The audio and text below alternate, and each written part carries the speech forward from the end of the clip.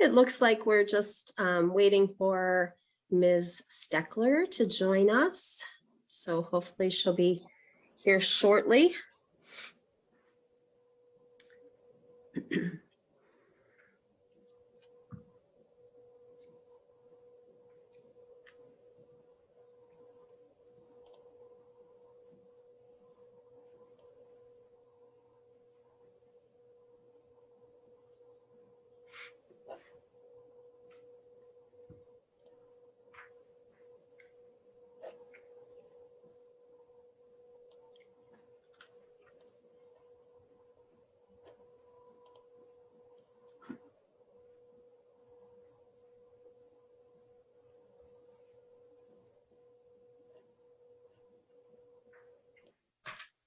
All right.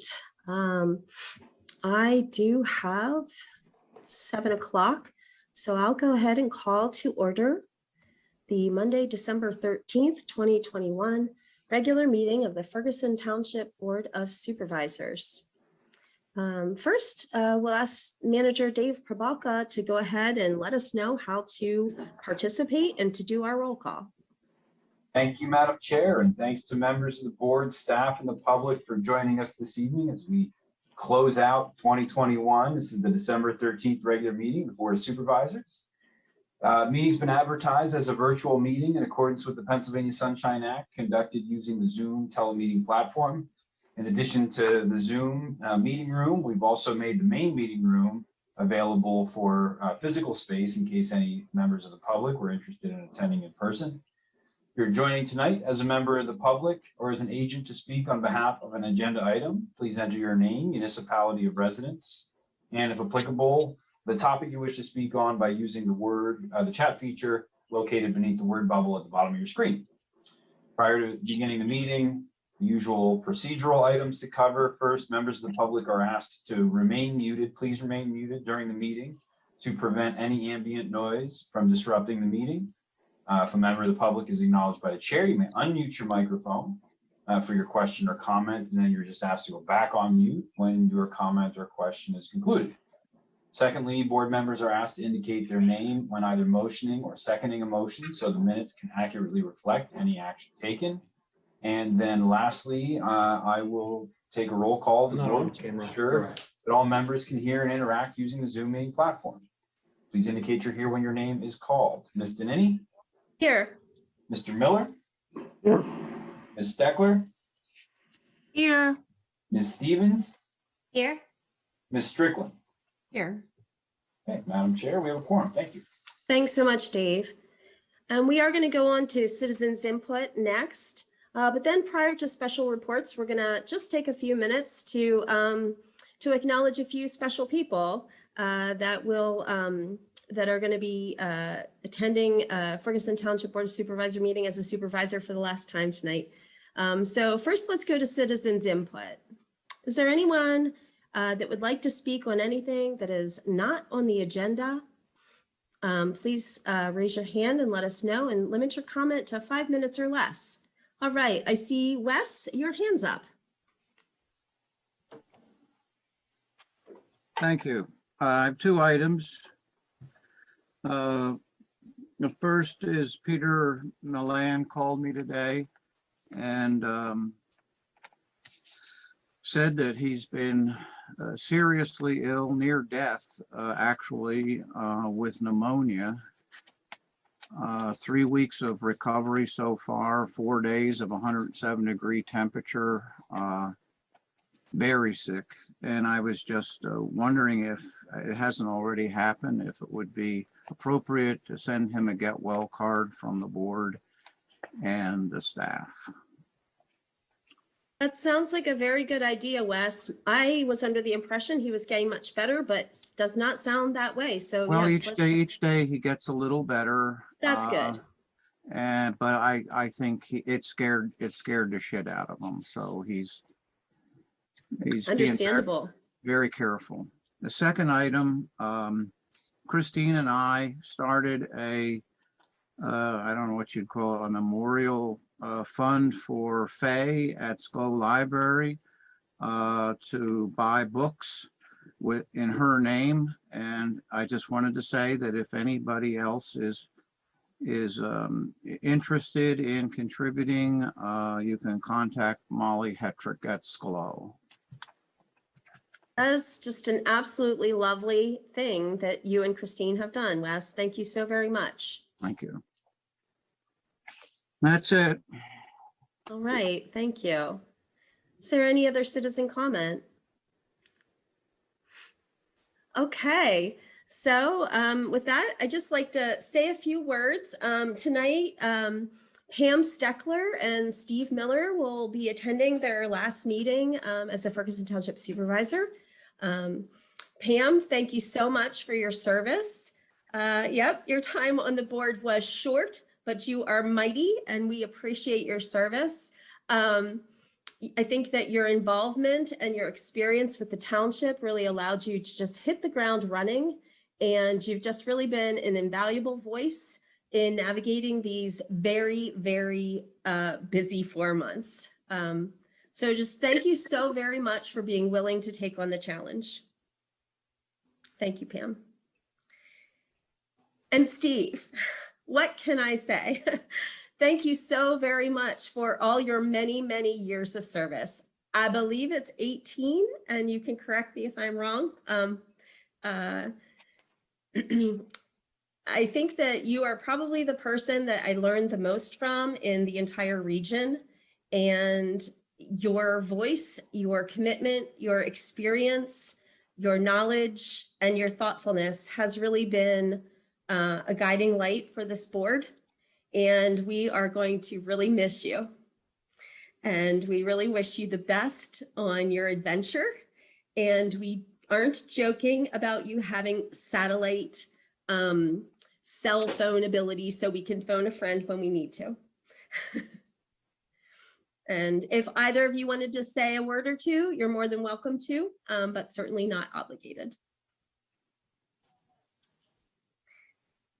Oh, I would just say thanks for that. I have enjoyed it. I've actually been on the board 16 years, and then 2 years on the Planning Commission and 2 years on Zoning Hearing Board.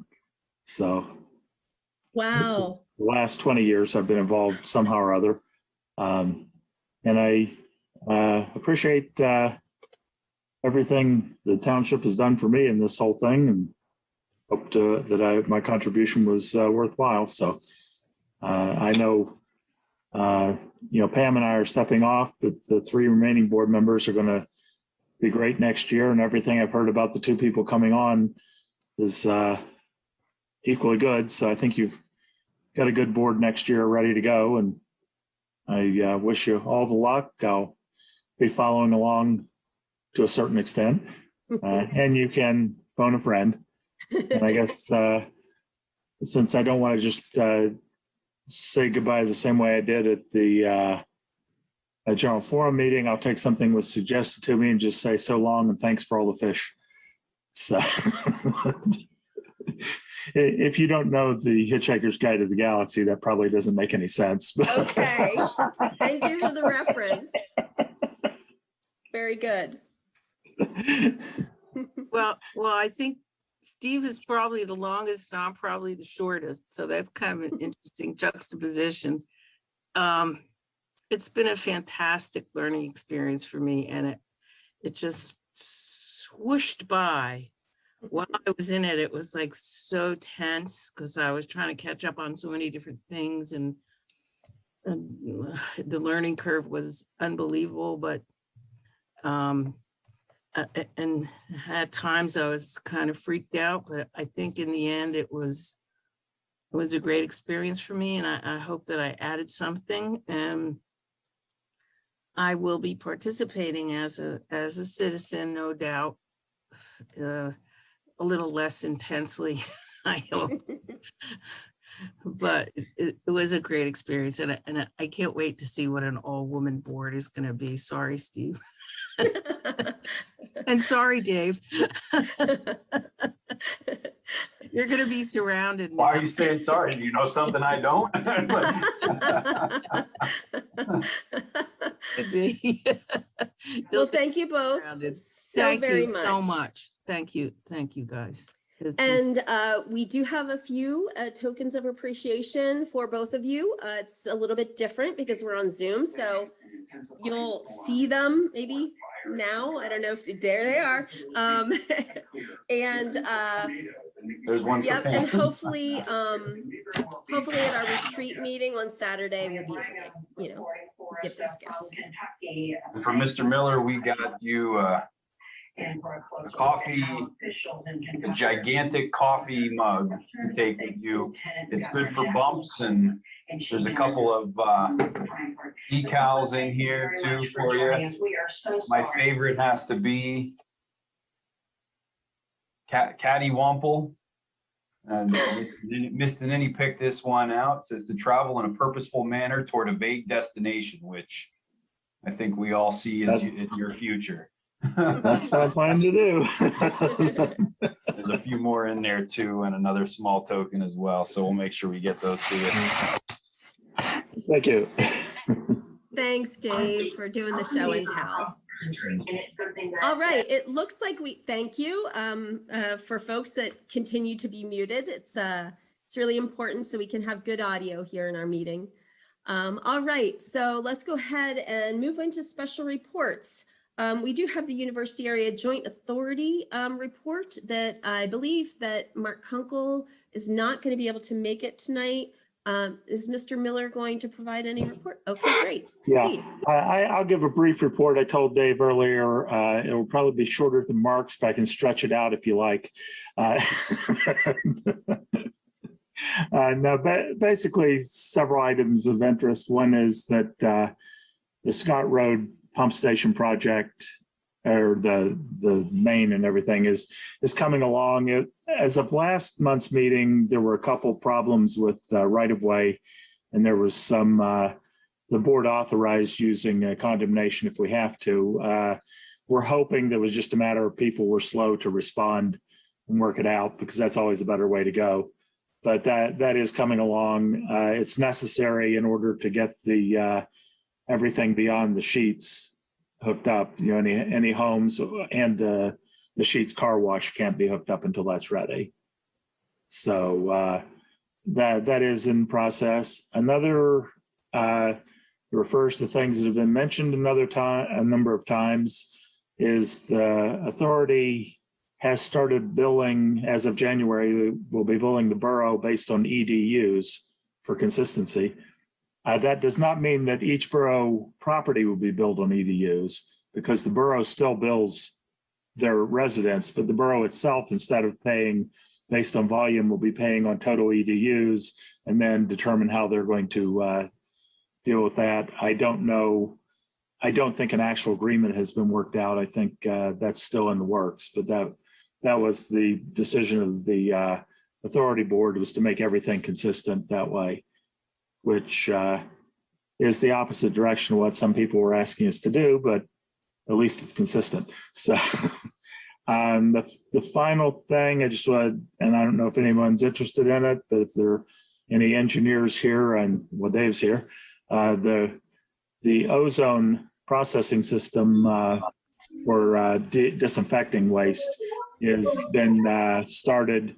It's being built, and that will increase efficiency and decrease costs. And I believe it is better environmentally than what is currently being used. So other than that, there wasn't anything else I saw that would be of interest. So Thanks, Steve. That was a surprise piece of news about the, the EDU billing. That's interesting. Okay, great. Thank you. Any questions for Steve? Lisa. Thanks, Steve. Just a question on the two Act 537 studies that we had them presented to us at TLU. Do you guys talk about those at your meetings? So I don't know how familiar you are with those. There was one on Calder Way and one for Meeks Lane. Those really haven't been discussed at our board meetings. I think we have committees that are working with them. Okay. But I'm not really that familiar with what's in those. So okay. Thanks. I wanted to check. I wasn't sure how deep you got into those. And one of them, the Meeks Lane one, TLU or the Lucy committee sent back to UAJA for some changes. So there it was looking at a little bit broader expansion than I think Half Moon and Oh, Pat okay. are interested in. Yeah, those are generally handled through committees and then they come to the board at toward the end. So. Okay, all right. Thanks. All right, any other questions? Okay, thank you much, Steve, for the report. And next up is Manager Dave Prabalka with our COVID-19 report. Thank you very much. I'll keep my comments brief. There's not a whole lot of news to report and no good news to report. There have been no operational changes since my last update a week ago. All meeting restrictions and staff assignments remain as they were reported on December 6th. In Center County, there are 21,614 confirmed cases in total with 268 deaths. So it's up 4 from a week ago even. 85,455 reported negative cases. Across the Commonwealth, the number of confirmed positive cases has reached 1,517,069 with 34,618 deaths. Note on vaccinations, Center County data does show some trends in a positive way. So that's good news. 89,708 residents have reported to have been fully vaccinated, which is up from 88,690 reported on December 6th. That data is a little more than a week of a span, though it wasn't exactly accurate up to date when I reported on it last week. Another 10,918 have received partial vaccinations, bringing the total vaccination rate to 57.2% of Center County being fully vaccinated and 64.1% having received one dose. 6,789,879 Pennsylvanians reported to have been fully vaccinated as of earlier today. On Mount Nittany Medical Center news, as of December 10th, they've had 65 COVID positive patients in their care, ranging in age 21 to 95. 47 of the 65 patients hospitalized with COVID-19 at Mount Nittany are unvaccinated, and 8 were on ventilators. Today's data has been a little bit worse.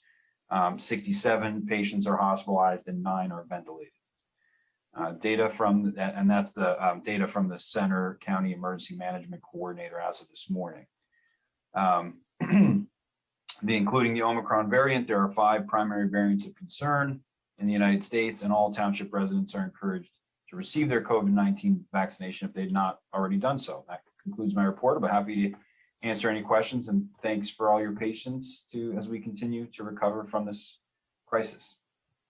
Thank you, Dave. Does anyone have any questions? That's encouraging to see that we're jumping up into the 60% range for vaccinations for those folks that have that single vaccination.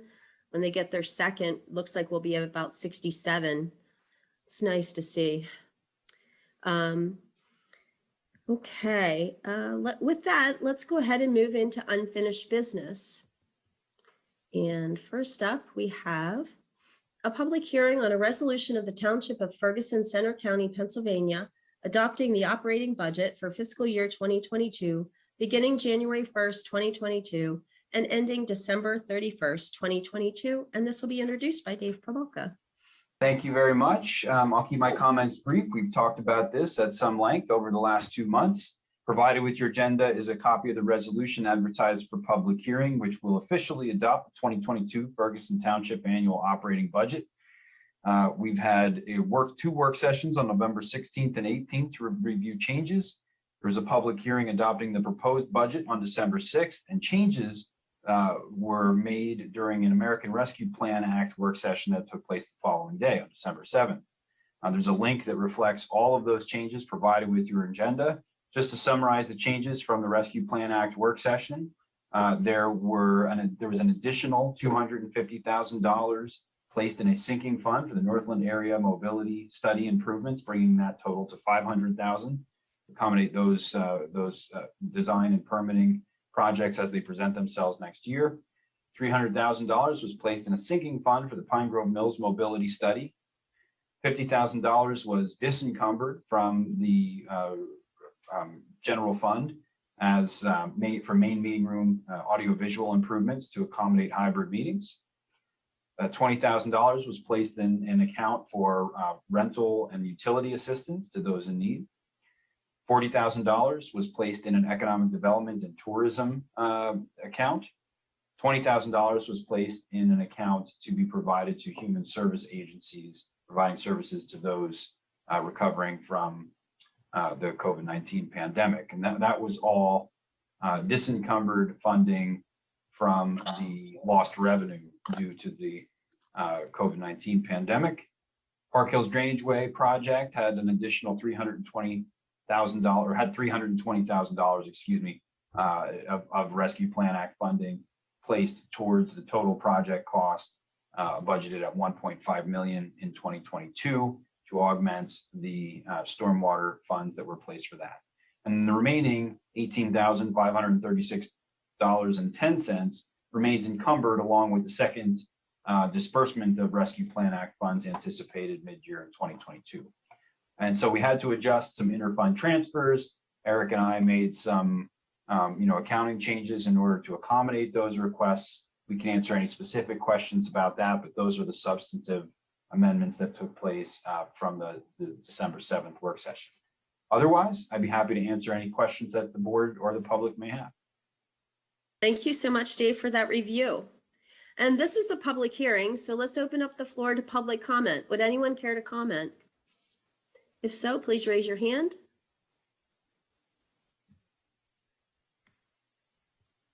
Okay, I'm seeing none, so I'm going to close the public hearing.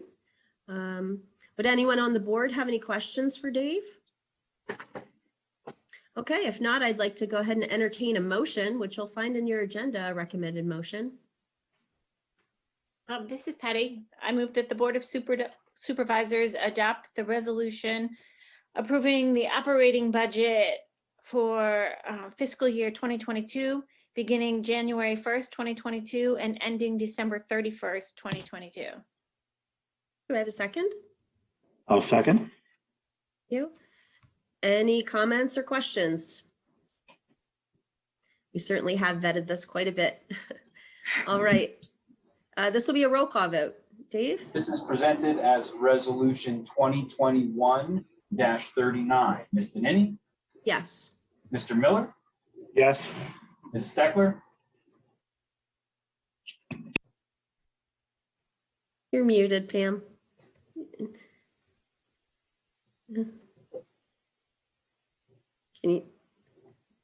Are you having some technical difficulties there? Okay, Dave, if it's a roll call vote, can she give a thumbs up? So Okay. that's okay. Okay. Ms. Stevens? Yes.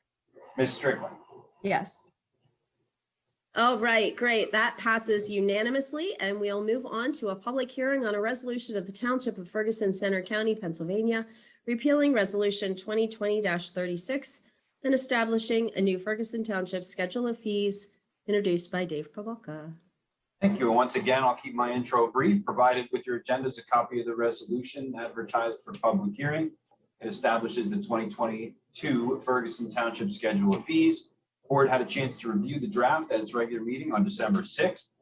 Really, the two changes the few changes that were made from that initial review were to remove the requirement that food trucks pay an additional fee on their permit renewal. And then we had also just made some minor verbiage changes that were sort of non-substantive. Overall, the changes were made that you'll see in the agenda include restructuring any fees assessed for subdivision land development. We have some revised fees provided for solid waste and refuse and recycling collection, health inspection, permitting fees, and Center Region Code Administration permitting fees as well. All had some slight revisions reflected in your agenda. I did get some comments that were all non-substantive in nature, just minor word changes, removing the per year reference to the food truck. So it'll just be, again, a $25 one-time fee, and then subsequent renewals of that permit will be a no cost permit renewal. And then we had some restructuring of the renumbering because we had an error in how we lettered the fee schedule And then lastly, there was a reference at one point to a retail outlet. That should be a retail establishment. So again, just a minor word change, non-substantive in nature. I'll make those adjustments prior to them being signed. Otherwise, everything's in your agenda, and I again can entertain any questions from the board or the public. Thank you, Dave. And this is a public hearing. Would anyone in the public care to comment?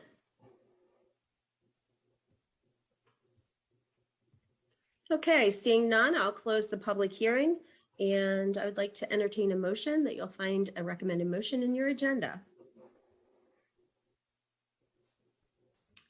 This is Steve. I will move that the Board of Supervisors adopt the resolution repealing Resolution 2020-36 and establishing a new Ferguson Township schedule of fees for 2022. Do we have This a is second? Patty, I'll second. Thank you, Patty. Any questions, comments?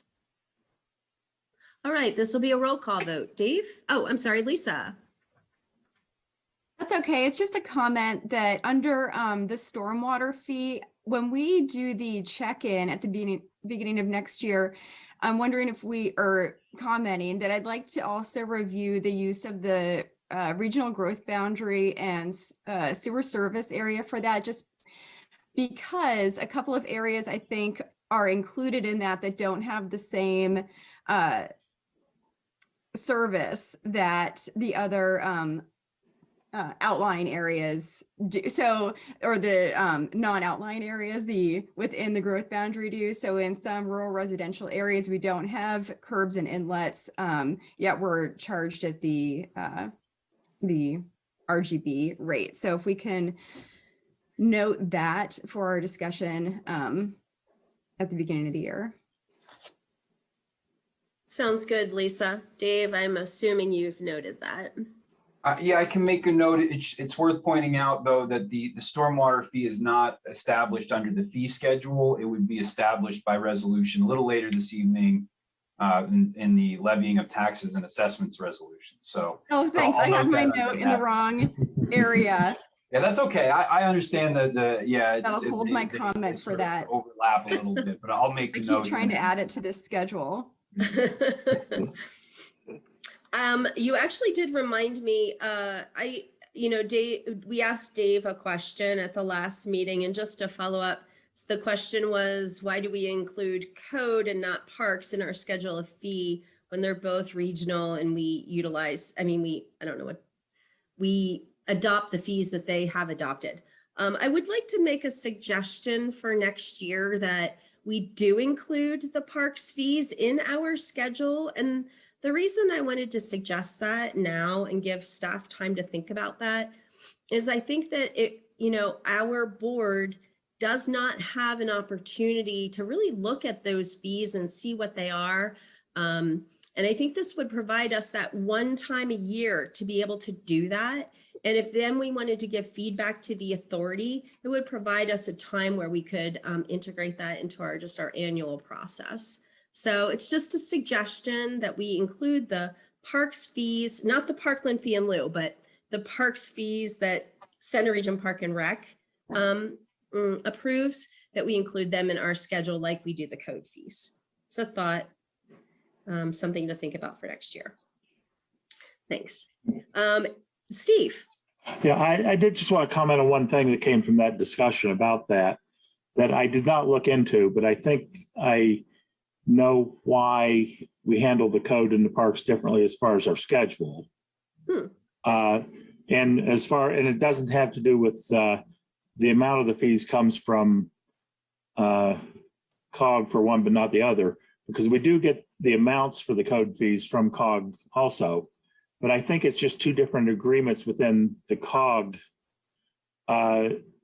We adopt the code fees by resolution in this resolution, but we get the amounts from the code office that we put in there.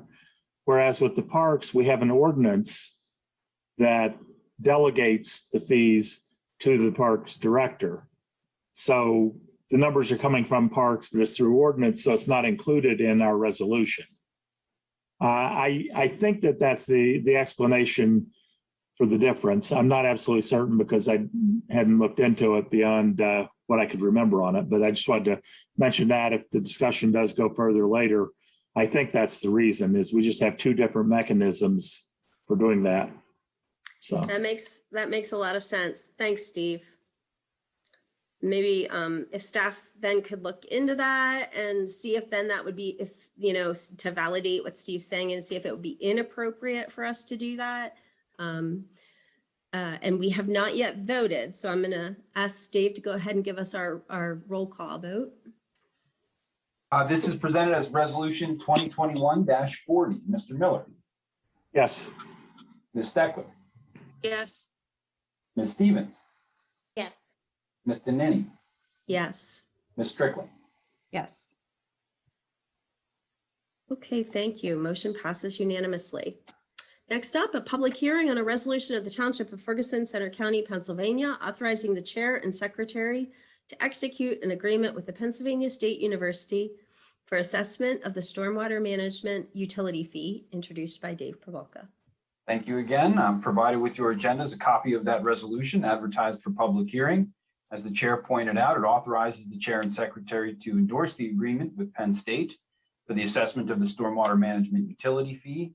This has been discussed at the December 6th regular meeting of the board and authorized for public hearing this evening. There have been no substantive changes that have been incorporated in the agreement since that time. Staff is recommending approval as presented. We do have somewhere here, Andrew Gutberlit, with Penn State Office of the Physical Plant here tonight, in case there's any technical questions for their side of the agreement. Also, Sharima Young, I believe I saw, was here too. And then, of course, from our side, anybody from staff, Dave Modricker or myself, have been involved in the drafting of this agreement for your review. So between the four of us, we can hopefully respond to any questions you might have. Thank you, Dave. I will open up the floor, since this is a public hearing, to any public comment first. Did anyone in the public care to comment? Okay, seeing none, I'll close the public hearing. Do we have any questions from the board?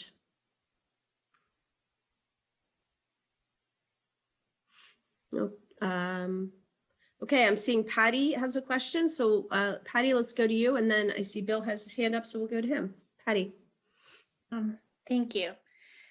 So about the agreement, I just wanted to clarify one thing when I went back and read it again. Sorry, I'm trying to remember my Roman numerals and I'm not good with that. So in the agreement in section 20, letter B with the double I, it says that all communications from the township are supposed to go to, I don't know, general counsel, et cetera. Sorry, I'm not looking at it right now. I'm just looking at my notes. That's correct.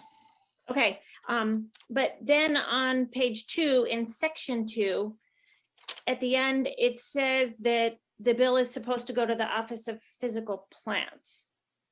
So I was confused by that. So is the bill supposed to go to general counsel and the VP of finance and whatever?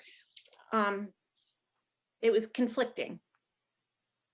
Yeah, that's a very good observation there. We would probably send it to the Office of Finance and Business, I would say, and perhaps somebody from the university could reaffirm where they typically receive their invoices, but that would be.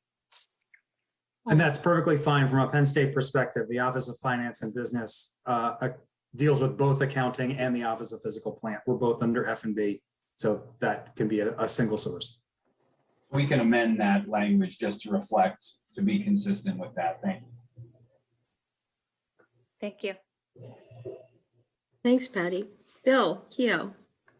Thank you, Madam Chair. I'm not quick on getting my hand raised. I'm just not in that mode. One question that I have for staff or the board, why wasn't or isn't there a negotiation with any of the other Ferguson Township business community? Why is Penn State different than the rest of the business community when it comes to this special consideration. And I'm not as concerned about the 13% number, but rather the 40% number. And why weren't the rest of the business community given the opportunity to negotiate? Thank you. So I can address that if you'd like. That'd be great, So thanks. the university is a unique property owner in the sense that it is its own municipal separate storm source system permittee. There is a credit established in the credit policy manual that addresses that 40% concern of yours. So that's been established by resolution. The township itself is an MS4 permit holder. Otherwise, there is only one other agency or institution that operates in the township that holds an MS4 permit, and that would be the Pennsylvania Department of Transportation. PennDOT does not have any facilities in Ferguson Township. They do, of course, own roads, but streets have been exempted or excluded from the stormwater fee process. So the MS4, as an MS4 permit holder, they are very uniquely situated with respect to their stormwater management requirements, more so than any other, far more so than any other industry or business operating in Ferguson Township. They have minimum control measures that they must meet. They have a Chesapeake Bay pollutant reduction plan strategy that applies to them, that they have to fund capital improvements in order to comply with, and a whole list of other obligations that, again, as I pointed out, really make them uniquely situated as an industry, which is why the township entered into or has drafted an agreement and presented it for public hearing to acknowledge that unique status as an MS4 permit holder. They also have interest in a significant number of properties as well as a significant number of landmass. So it's easier from an administrative perspective for the township to aggregate those properties into one invoice, which is something that this agreement provides for. And that, I think, those are probably the salient points that address your question. There are some nuances as well, such as recognizing which properties are within their urbanized area for their storm system permit and which are outside of it. I believe that answers your question, or at least to the degree that I'm able, so I'll stop there. Madam Chair, I do understand what David has talked about, but in addition to the 40% reduction, there's also a 13% reduction. And it was my understanding that the 13% reduction was related to the MS4 status, unique status of the university. I recognize that is a unique status with only 3 MS4 holders in the whole township. But it was rather the more emphasis on the 40% that Penn State is being granted that is separate from the MS4 status. Thank you. Thank you very much, Bill. We have any other, Lisa? So in our last discussion, we had talked about the length of the agreement at 10 years and had talked about considering a shorter time frame. So I'd like to discuss that.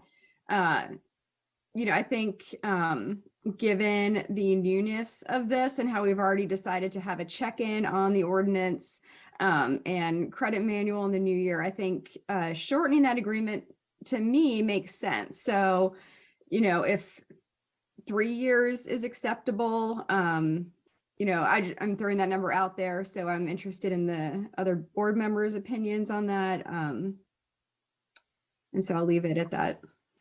Thanks, Lisa. Well, I will say it is also a concern of mine,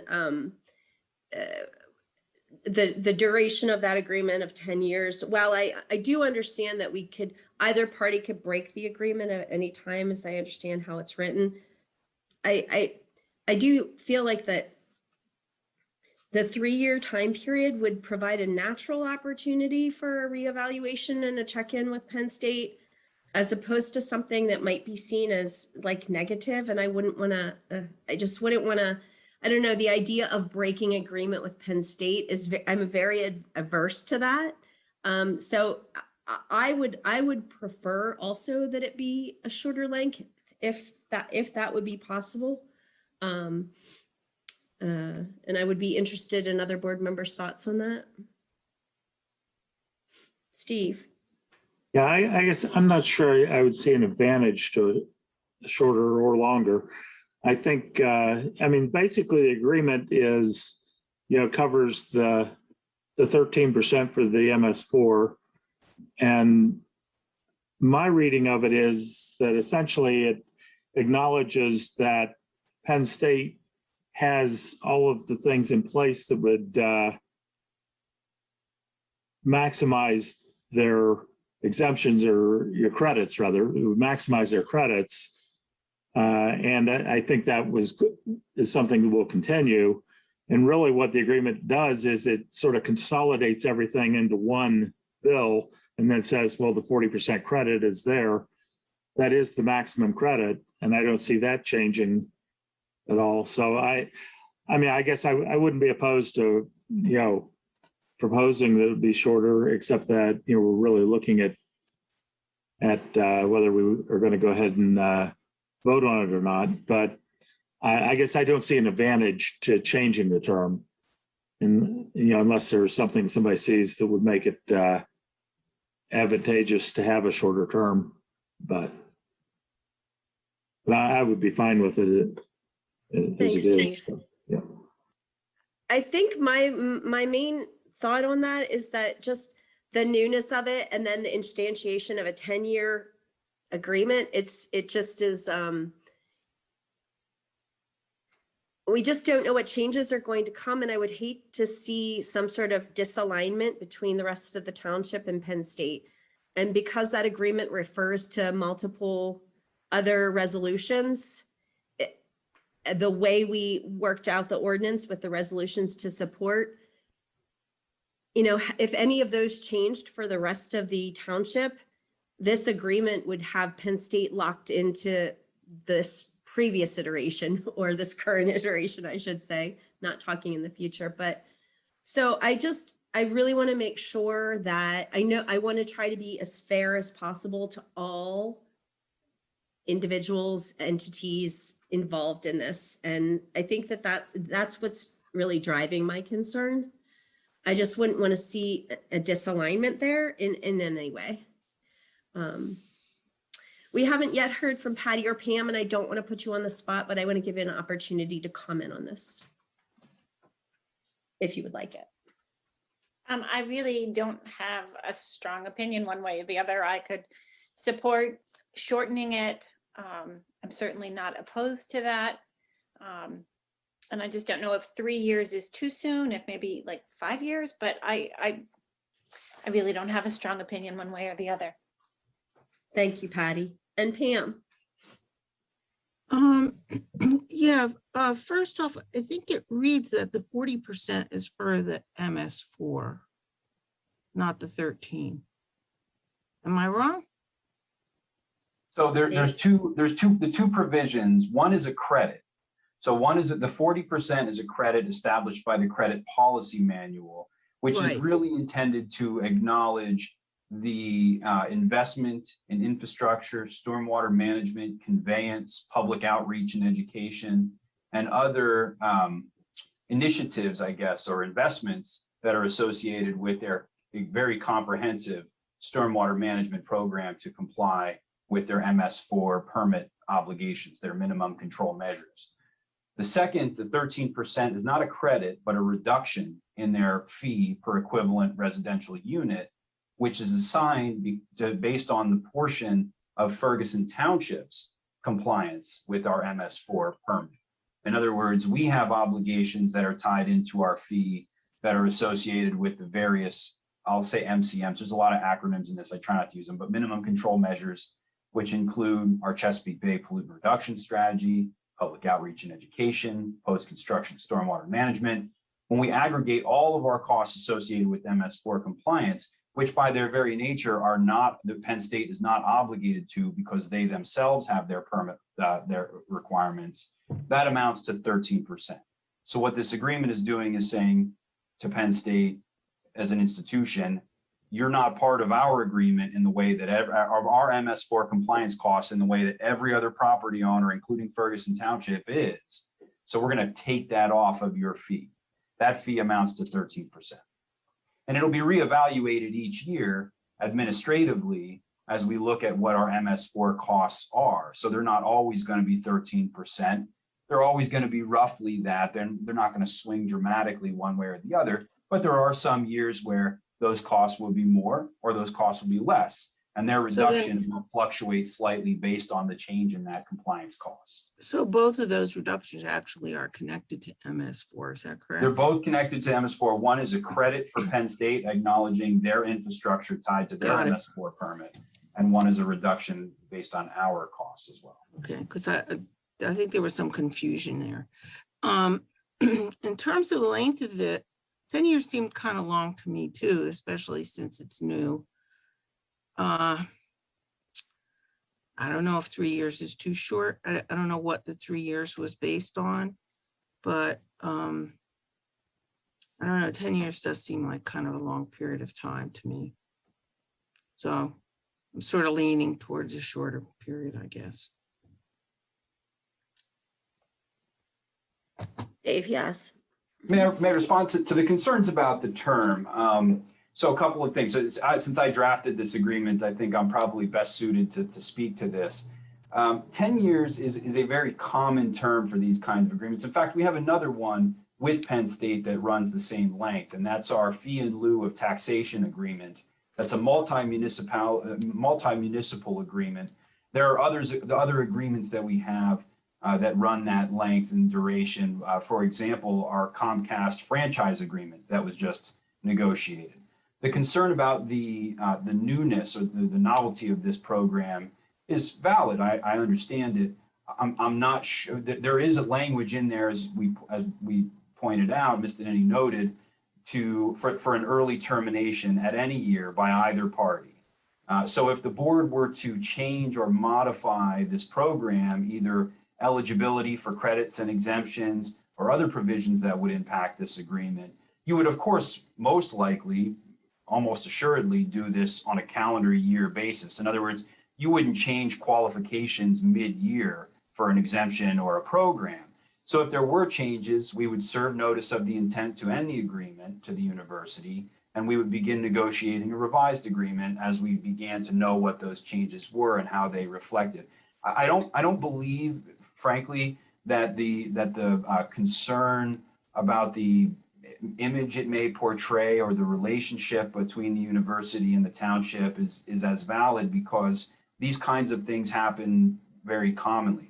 However, it's your agreement, and if a shorter term is something you're interested in pursuing, I would suggest something longer than 3 years, if only because renegotiating these agreements takes time, costs money. It's an investment in human capital and solicitors and legal fees and the like. And so I would prefer not to have to renegotiate this agreement. Really what we'd be talking about is starting negotiations every 2 years if the term were that short, because we need about a year's notice in order to get this to, kind of ramped up. So anywhere from 5 to 10 years, I think, is probably something that would be acceptable from the township from a staff perspective. I can't, of course, speak to the university if they would have any, real heartburn over that duration. But I just wanted to note that we do have that termination clause. It would allow us, again, with no ill will or bad feelings by either party, to withdraw ourselves from that agreement with proper notice on a calendar year's basis, year to year. We could still, kind of proceed with this agreement. If nothing were to change for 10 years, we wouldn't have to worry about it until 2033. Just some background. Thank you, Dave. My main reservation all is about yes, how Penn State would react if we, and I'm talking about it like this monolithic thing. I know there's two individuals here that represent it, but I am really speaking to the institutional reaction, and what you're saying makes a lot of sense. And that is my absolute main reservation, is that this agreement must not disalign with the way we handle it with the rest of the township. It must be consistent. We can't have, you know, even for any period of time, I don't want us to be treating Penn State or the other township residents in a manner that's different. So as long as we can guarantee that that's the commitment of the township, that if the stormwater fee structure, I'll call it, were to change, that would, in a manner that would affect the outcome or the results of, you know, how the fee was applied, I would want to see that agreement, the assumption be that that agreement would be then like invalidated at that point, like that Penn State understands that going into that, so that they don't think it's something negative that we're doing, that it's just our practice or how we're treating everyone fairly. Yeah, Andrew, it looks like you'd like to say something there. well, just from my perspective, and I can only offer my perspective, but I would be the one who would be involved in that renegotiation. It's understood that the language that's in these documents is often what the lawyers require, but the real work is between myself and Dave and a few others who are working that. So I don't think that there's any issue associated with the language that's in that document. And there's an understanding that we have a mutually beneficial relationship here and we can work through these issues together. So again, I can speak from the staff perspective because I'm the one, like Dave, who's working these issues on the ground. That's understood, and that if there were any changes in that document, that termination wouldn't be seen as negative. It would be seen as okay, let's start to resolve this problem together. Thank you, Andrew. And Bill, I saw your hand go up next, and then Lisa. Just a quick question. If in the future, a future board, 1 year, 2 years, 5 years from now, should determine and decide to establish a sunset clause to this particular fee, how would that impact on the agreement with Penn State? Would that just automatically roll over to the Penn State agreement as well? That's all. Thank you. Thank you, Bill. Dave? So a couple of things. I'm not sure what a sunset clause would be in its application for this agreement, so I'll take maybe a different approach. If a future board were to repeal the stormwater fee, or at any point it were to disappear, then yeah, this agreement would become void. It wouldn't apply anymore. There would be nothing for the township to assess. There would be no need for the agreement in its current form. Okay, thank you. And Lisa? Thanks. Dave, I guess this question is for you, for Bulka. Should the 13% change, is that reflected in the agreement, or is that? Yeah, it's a good question. So the 13%, as well as the calculated amounts, would be something that are done administratively. So we will automatically, Dave Modricker, myself, Ron Seibert, as we meet with the university to establish what their bill will be for the upcoming year, and there's provisions in the agreement for that. We will be notifying them that our costs of MS4 compliance in the upcoming fiscal year will be X%, and that may be 13%, it may be 12%. I don't anticipate, based on our past experience, that there will be large swings in this, where a lot of our costs of compliance are fairly static. The ones that do change maybe more dramatically are our pollutant reduction plan capital projects. So we'll need to account for that. And we will notify the university prior to billing them, as is provided for in the agreement, of what those costs are projected to be based on our capital improvement program and our anticipated budget for the following year. And they'll have an opportunity to review the variables that went into those numbers and ask any questions that they may have. But ultimately, it will be us telling them, here's what your reduction for MS4 compliance will be. But it's not something that'll be ordained or captured in the agreement itself. That would be handled through township administration as we proceed with developing the program plan for the upcoming year. Okay, so that'll be a yearly adjustment. Correct. That's Okay. correct. But the 40% is a hard number based on our 40% in the credit manual. Oh, right. So that's correct. So the policy or the document itself would reference then that credit policy manual, which would be Okay. a set percentage by the board. Okay, so when we talked about this last, I think we had talked about a 5-year. The only reason I threw out a 3-year was because I was thinking if we made changes to the credit manual or some other changes that maybe didn't warrant an immediate termination of the agreement, if it was a shorter time period, then that slight misalignment could maybe continue for those couple of years. If it wasn't, really egregious, then it wouldn't be such a big deal to let it go for, I guess that'd only be 2 years at that point, and then renegotiate that. So that's how I came to that. But I think 5 years makes sense as well. 10 just does seem so long, knowing that we haven't even gone back to review that, the credit manual, the 40% cap on credits, anything like that. So I guess, if 5 years makes more sense, because I do think it's significant to terminate that type of contract. If we can shorten it, knowing that we will be looking at that again. And if there are some minor changes within it in the next 5 years that wouldn't constitute or wouldn't require a termination of the agreement, I think to me that makes more sense. So I'll throw it out there. Thank you, Lisa.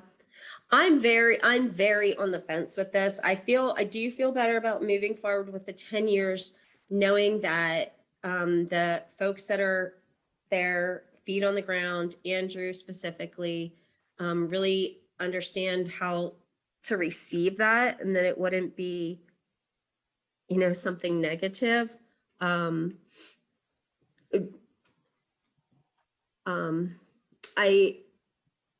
I wanted to ask Dave about the time frame for this agreement and the stormwater fee implementation, and if we did really feel strongly about reducing the time period that it covered, what are your thoughts on how that would affect implementation of the fee?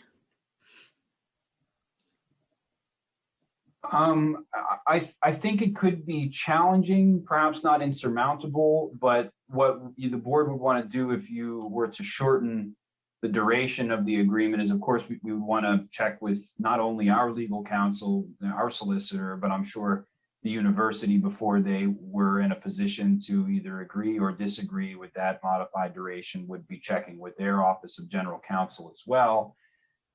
What that would mean is that we would want to re-advertise the agreement for a future meeting date, which would invariably take place in 2022. And so we'd have 2 new board members voting on that agreement, and perhaps don't have the same background, or that might be something that we want to take into consideration. All the while, we are spinning up this program, so we would want to hold, of course, invoicing for this particular property owner until we were able to come to terms on agreement, or in lieu of coming to terms on agreement, find some other course of action. So, I think it would be an administrative obstacle. There's no question. I don't know that it would be insurmountable, but it would certainly require some strategy and some forethought. And certainly it leaves the door open to, alternatives to coming to an agreement and what that might look like as far as billing the university for their portion of the fee. I don't know if that really answers your question, maybe makes more questions as opposed to answering it, but that's really As all. certainly as you can answer it, you've answered it, I believe. Right. Okay, does anybody want to, so there is a recommended motion in the agenda. Does anybody want to put forward that motion or any other motion? I want to keep trying to move the dialogue along. I think we've kind of talked this out here and see where we want to go. This is Patty. I'll move that the Board of Supervisors adopt the resolution authorizing the chair. Am I reading the white one? So yeah, I guess I am, sorry. Authorizing the chair and secretary to execute an agreement with the Pennsylvania State University for assessment of the stormwater management utility fee. Thanks, Patty. Do I have a second? I'll second, Steve. Okay, thank you, Steve. We've already been discussing this, but now we have a motion on the table. Any further discussion of this? Lisa? Since it looks like I'm in the minority on reducing the time frame, because there is that termination clause, I'll be comfortable supporting it. But I do wish it was a shorter time period, but I appreciate the discussion. Lisa, I really am, I'm with you. And also I'm just trying to weigh, the efficiency of the process against that, and really holding on to, like you are, knowing that everybody in this room right now has the same spirit of revision if need be. And I do want to say, just to clarify to Andrew and Sharima, you've probably maybe noticed from our tone, but we are planning a check-in with the stormwater fee, and it could come out of that check-in the exact same way, or it could come out differently. So it could be as soon as this year. And, I don't want it to be, but I want to be reasonable and practical about what might actually occur. So I just want to state that for the proverbial record. So if there's nothing else, I do believe we're Pam. Maybe I shouldn't even say this, but I'm sort of seesawing this a little bit too. I too thought that the 10 years was long, but it sounds like it would be a real chore. Certainly 3 years would, 5 years, it would kind of have to start at a 4-year mark. So one thing that kept coming up in my head was that maybe since it has to start a year before, would be to do a 6-year or an 8-year, and then you're coming forth with it on the 5th year. At least you'd have 5 full years first, or the 7th year. That's the only other thing I was thinking of. Okay. Sorry to make this work. That's okay. This is why we're having a discussion, so we can make sure that we look at all the angles. Okay. I think we're ready for a vote. Dave, do you want to give us a roll call vote? Sure. This is presented as Resolution 2021-41. Ms. Steckler. You got to use your thumbs or unmute, Pam. That was not fair. Okay, yes. Ms. Stevens. Yes. Ms. Strickland. Yes. Ms. Danini. Yes. Mr. Miller. Yes. Okay, thank you all. And a special thank you to Andrew and Sharima. Thank you very much for being here and answering our questions and listening to our deliberation. And Laura, if I could just say, I'm sorry, I didn't mean to interrupt. I just wanted to thank Dave and his team and also the board. We really worked hard to try to work this out, and I think we landed on something good, but we will take note of what you said in terms of potential changes in the future. So thank you. Thank you so much, Sharima. All right, with that, let's move on to the approval of the 2022 Center Region Council of Governments Summary Budget. And this will be introduced by Dave Prabalka. Thank you. Just briefly, at the November meeting of the COG General Forum, it was unanimously voted to approve the 2022 COG summary budget and refer it to the participating municipalities for adoption by December 31st of this year. The budget included, which is linked in the agenda, incorporates the 2022 COG program plan, as well as the 2022 to 2026 capital improvement and replacement plan. This was reviewed on November 1st by the Board of Supervisors, and the comments were forwarded to Eric Nuremberg, COG Executive Director, in advance of the established deadline. Thank you, Dave. And I've lost my place in the agenda. One moment. Okay, this is not a public hearing. And there is a motion, a recommended motion in your agenda. I'd like to entertain that, please. This is Patty. I move that the Board of Supervisors approve the 2022 Center Region Council of Government summary budget. Thank you. Do you have a second? I'll second. Pam. All right. Thank you. Any discussion on the motion? All right, seeing none, this will be a voice vote. All in favor, please say aye. Aye. Aye. Any opposed, same sign. Okay, thank you. Motion passes unanimously. And next up is our single-use plastic bag regulation update and discussion. This will be introduced by Dave Prabalka. Dave is busy tonight. Dave. Thank you. Yes, this is a heavy resolution meeting every year. So, I'm not going to read the narrative. It's there in the agenda. Really, all I'm going to do is just introduce our presenter this evening, if I may, which is Dr. Laura Fowler, the Penn State College of Law professor, who has offered to present to the board a summary of the findings from the 2019 engagement through the Sustainable Communities Collaborative. Alona Ballrich was not able to join us this evening, I don't believe, unless she was a latecomer. I don't see her in attendance, but in any event, the college conducted an assessment of a single-use plastic bag ban or impact fee or general regulatory ordinance back in 2019, which seems like a very, very long time ago. So we thought that the board might benefit from a refresher of the results of that study. In addition to that, Ms. Steckler has provided a number of documents, including a proposed ordinance for review that has been discussed in prior board meetings as well, closely models the Borough of Westchester's ordinance, which would establish a ban on single-use plastic bags and straws in Ferguson Township. So that document's been included with your agenda. It is worth mentioning that in November, the resolution 2021-36 was approved by the Board of Supervisors, committing the township to taking action on this particular agenda item. That resolution has also been included with your agenda. And with that, I think that's all I have to introduce. If it pleases the board, I can turn it over to Dr. Fowler to present on the subject.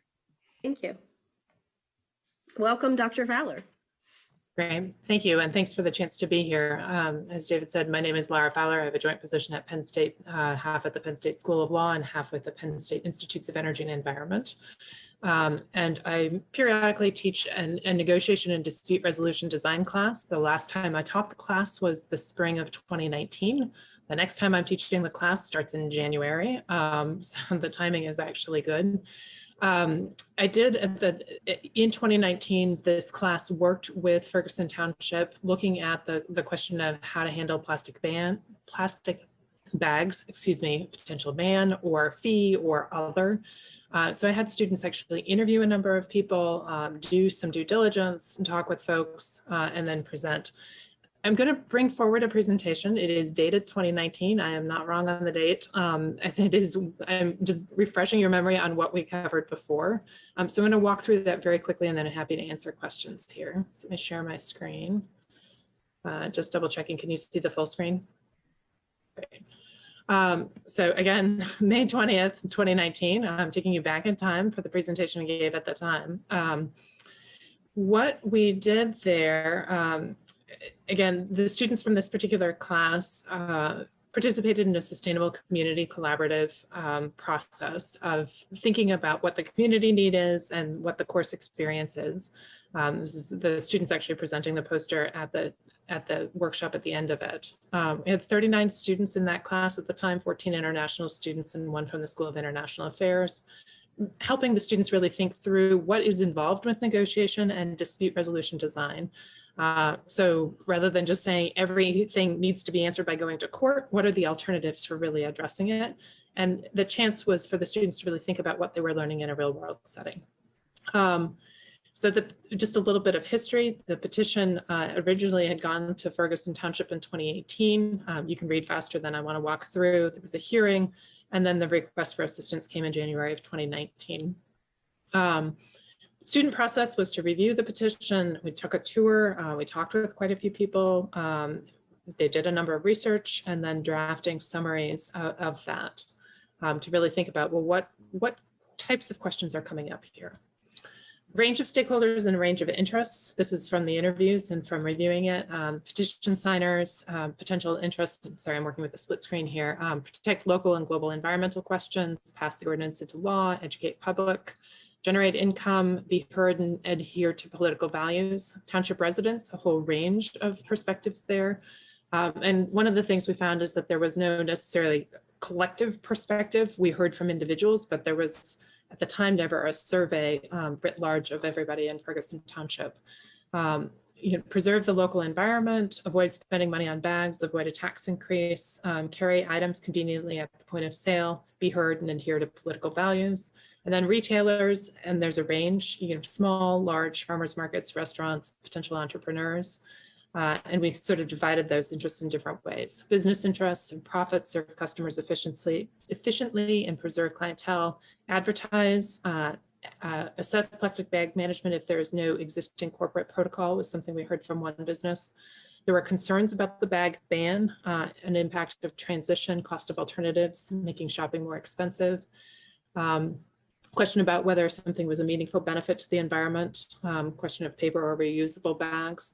Differential impact to customers, particularly lower or fixed income, concern about customer reaction, just differential impact across region. This was, I think, eye-opening. If you're a Giant and you have multiple stores in the area, how do you handle a potential regional question? Same thing with Weiss, displacement of customers, and then other considerations. A whole range of things. For example, Wiscoy has a voluntary program, Giant has a recycling program. Thinking about environmental reputation, transitions, again, regional approach, and an opportunity to be heard and to engage. More stakeholders, more interests, consumers who shop within Ferguson Township, education needs, access to bags and reuse of bags, the impact to Ferguson Township, elected officials and township manager and staff. Again, how do you meet the different concerns at play? Address the petition while hearing from everybody, meet the community bill of rights, cooperate with other regional governments, serve as a regional leader, avoid litigation. And then if the strategy was enacted, actually, how do you deal with the need for education, implementation, and enforcement? Surrounding communities, also a number of questions came up. Bag manufacturers, Helix Poly is located in Milesburg, potential questions about impact to workers. Profitability of this industry, waste handlers, and then media. So a handful of different perspectives and different stakeholders there.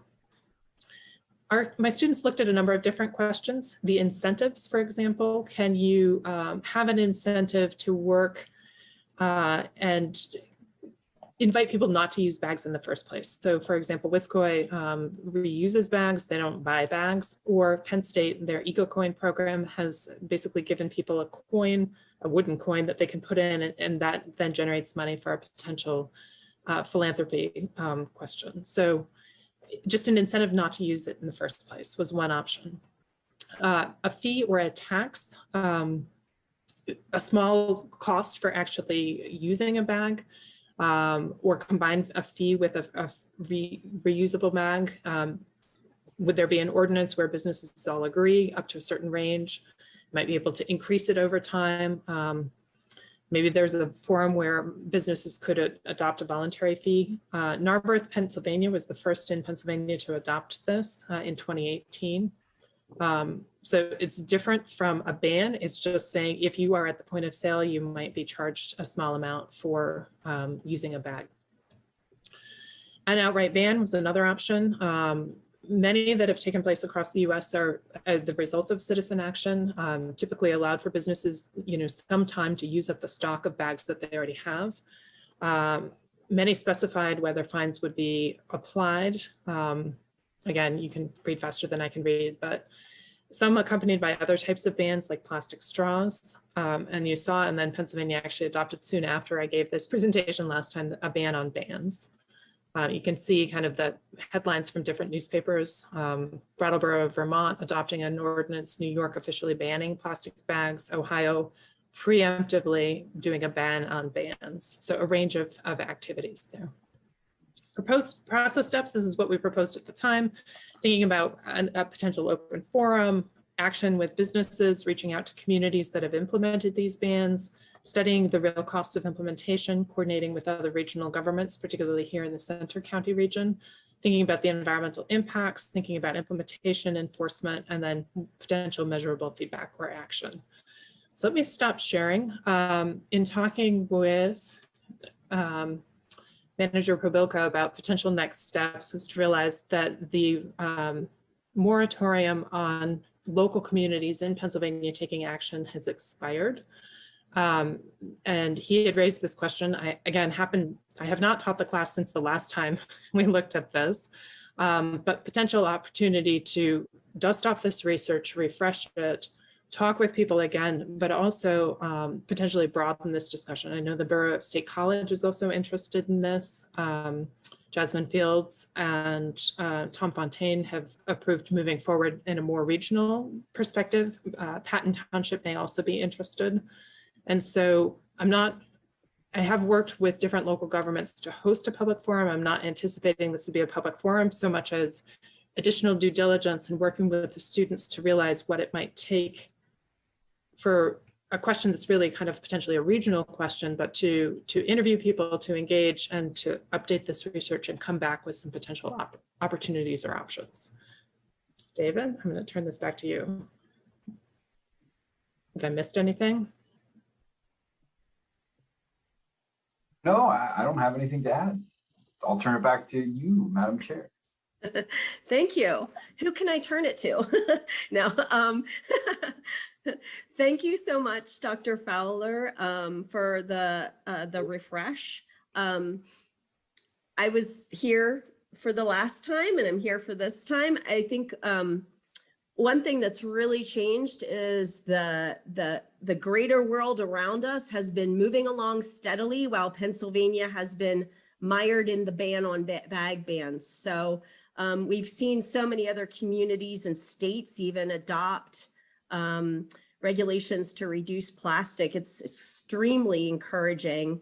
And even we have now our two major cities in our state moving forward on that, which is really fantastic to see. Does anyone have any questions for Dr. Fowler?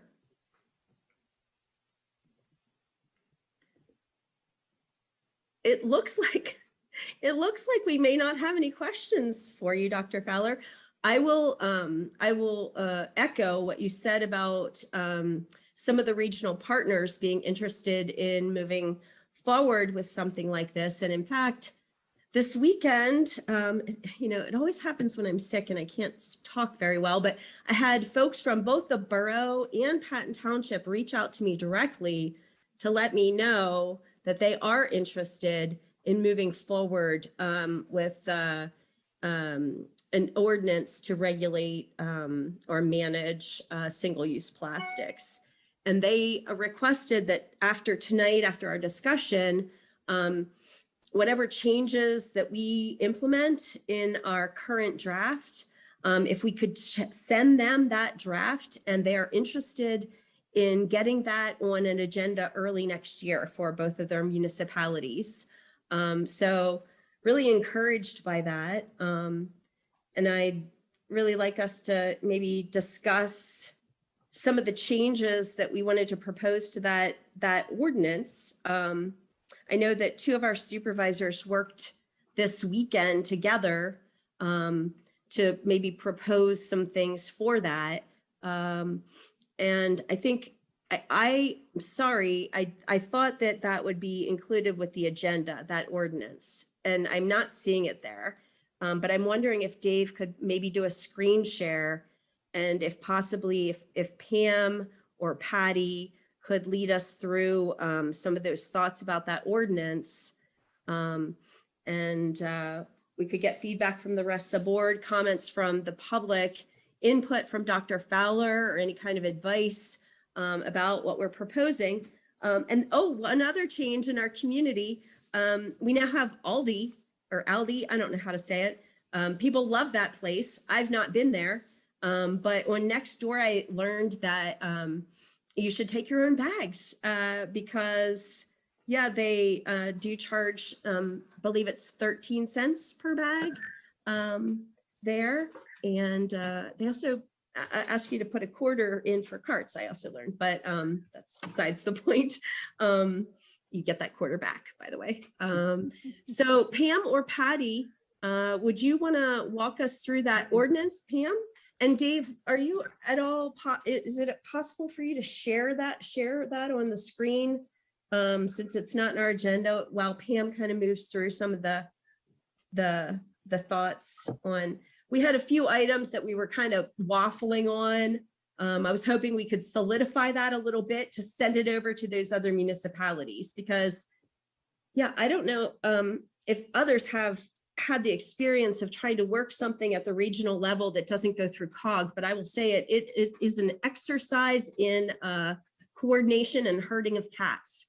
So anything that we can get kind of in the written word that we can pass along to those other communities as we move through this together would be fantastic.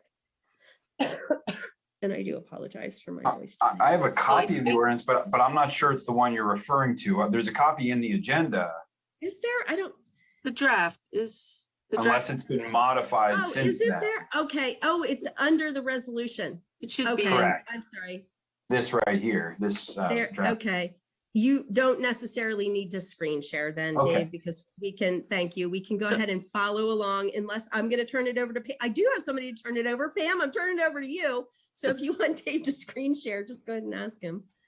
Well, I just wanted to, okay, I'll just go over at the very beginning the purpose of it. The purpose of the ordinance is to reduce the use of single-use plastic carryout bags and single-use plastic straws by commercial establishments within the township of Ferguson, curb litter on the streets, in the parks, and in the trees, protect the local streams, rivers, waterways, and other aquatic environments, including the ocean, reduce greenhouse gas emissions, reduce solid waste generation, promote the use of reusable, compostable, and recyclable materials within the township, and to preserve the natural, scenic, historic, and aesthetic values of the township of Ferguson as directed by Article 1, Section 27 of the Pennsylvania Constitution, and also by Ferguson Township's own Environmental Community Bill of Rights. By now, we should all be aware of the impacts of single-use plastics on our environment. And I hope that the board is ready to take a leadership role on this issue. Pam, I have a question for you. I Yes. was following along, I was following along the purpose. Is that what you were reading out of the draft? Yes, and I'm ready to go down to. Okay.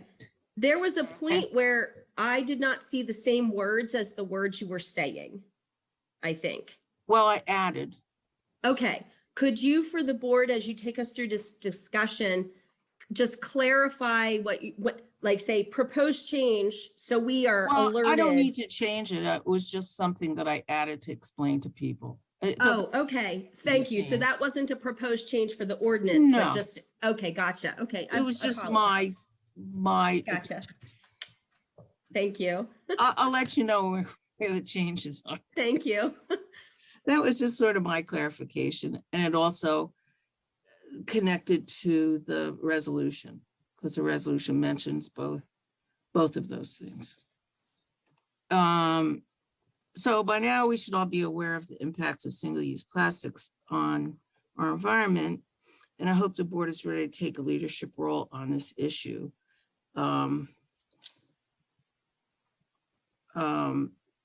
Change is hard for people. As lawmakers in Ferguson Township, we have an obligation to do what is ethically right for our planet and future generations. If we're to be leaders, we need to change what people value from convenience for the moment to lasting good for the health and welfare for all.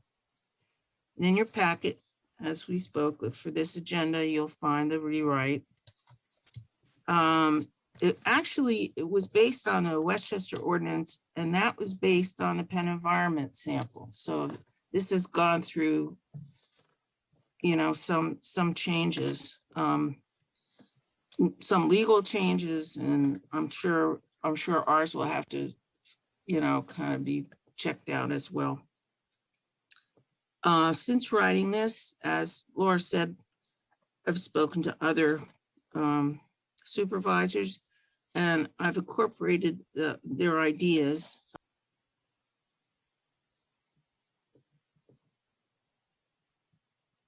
Pam, you accidentally muted yourself.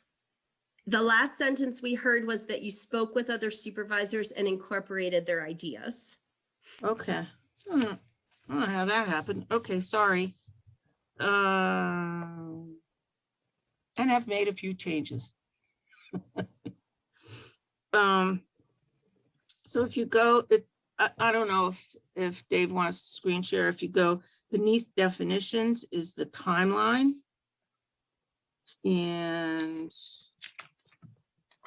in the timeline there, you'll see, and this was another thing. I just wanted to be sure Steve was worried about accommodating disabilities, and under the definition of single-use plastic straw, there is also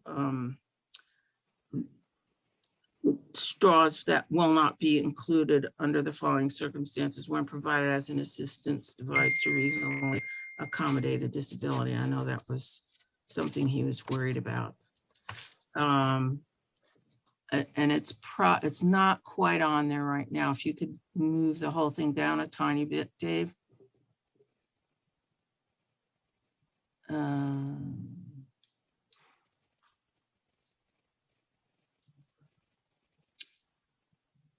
There it is. It's under. Nope. We're not there. Under single-use plastic straw, B. Okay. Then below straw, we have whatever the chapter is going to be -3. That's the timeline. We might want to put the word timeline in there to make things clearer. What will be changed there, instead of single-use plastic carryout bags prohibited following a 90-day period, that will be changed to 6 months of education, and the 6 months of a fee per bag will be changed to a year. Okay, let's stop right there and let's get everybody's thoughts on those particular changes, if that's okay. Sure. Okay. Just because I don't think you have a whole lot of changes, but I want to make sure we're methodical. That's pretty much it, Okay. actually. Oh, okay. I like the lengthened timeline. I think it takes into account what Dr. Fowler, like what her research showed about the education, the need for education. So I would support that extended timeline from the 90 days to the change that you talked about, which was 6 months and a year. Could you repeat? Right. 6 months for what and a year for what? So it would be 6 months for education, and hopefully the township will provide templates so that all of the information that's being given out at all the registers is the same. And then 12 months or a year of fee. And that's when, after 18 months, which is farther down there, after 18 months after passage of this ordinance, that was actually a mistake. It said 6 months, but it should have been 9. But we're doubling that to 18 months after passage. no commercial establishment shall provide to any customer a single-use plastic carryout bag or straw. Actually, that's dealt with in the second paragraph after that. So that's basically my big change. And I felt like, as Dr. Fowler said, it'll give more time for the public to acclimate. And it will also provide time for the borough and Patton Township to come on board. And we'll have established an ordinance at that point that they could follow. And I was also going to add that we have Aldi and Trader Joe's, and Aldi's is 13 cents a bag and Trader Joe's is only paper. So if everybody's in agreement with that, then I would like to make a motion. If you want to talk about it anymore, or Well, board members, I don't know if everybody is, I know that there was some diversity in the board in terms of passing an ordinance, but I hope that we can work together to try to get the ordinance in the best shape we can to move it forward to the next step. So Pam, I'm supportive of the changes that you've presented. So I'd like to just to do this methodically, get the other board members' opinions specifically on that before we move forward from there. Patty, Steve, Lisa, Patty? Okay, yes, sorry. Yes, I am supportive of the change in length. I am very supportive of this, of trying to eliminate the plastic bags and plastic straws, and I am very interested in doing it with the borough and Patton Township. I would love that we could do that. So I will say, yes, Pam and I did work on this a lot yesterday. And yeah, I think she was interested in the 15-cent fee. I probably wanted to be lower on that, but was willing to go for that because I extended the time so much. I was compromising with her there. And again, kind of like what you were referring to, I'm not a policy writer. I wasn't sure. Obviously, some of the things in here would have to be reviewed by our solicitor. Absolutely. But in general, I'm supportive of this. So, and going forward, how we advance this. Thanks, Patty. And Lisa or Steve? Steve, it looks like you're unmuted. Yeah, I guess, I like the idea of the extended time frame. I'm still not favoring going to a ban. I'd be fine with a 50-cent fee on the bag. That wouldn't bother me at all. but I'm not, don't really support the ban. I think that a fee will work, and I think that will take care of it. I would definitely like to see, a transition to paper bags instead of plastic, because we've seen the transition go the other way.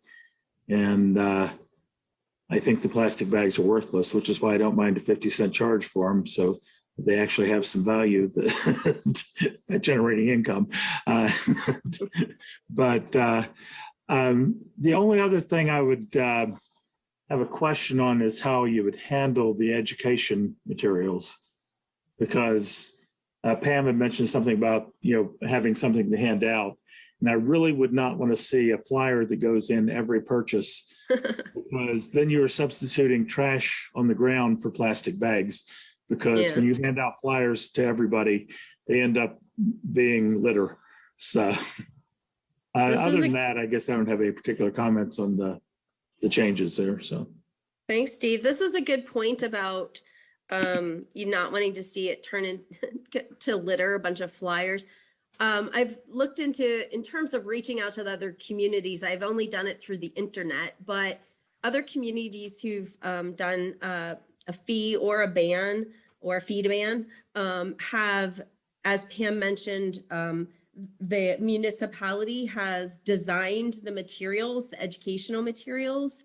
And typically I've seen them in the form of stickers or signs and not flyers. But I think that we could manage that. But I think that, as you know, if a business wanted to do that and take that cost on themselves, which I'm not sure why they would, we couldn't, of course, stop them from handing out flyers. But I think that the main idea is to design it in a manner that it can be implemented through the use of signage primarily. And Pam, you've done a lot more research than I have, so maybe you know more than I do about that. There were also Q&A pamphlets. I think that could be really valuable, because when you look at a sign, you can't really, I mean, there's only so much you could see. So putting things online, that would explain it. And Patty had mentioned, I forget what those little squares are called, the QR. Oh, QR codes. Yeah. We all are in love with those things now. They're great. I'm getting there. I'm getting teched out.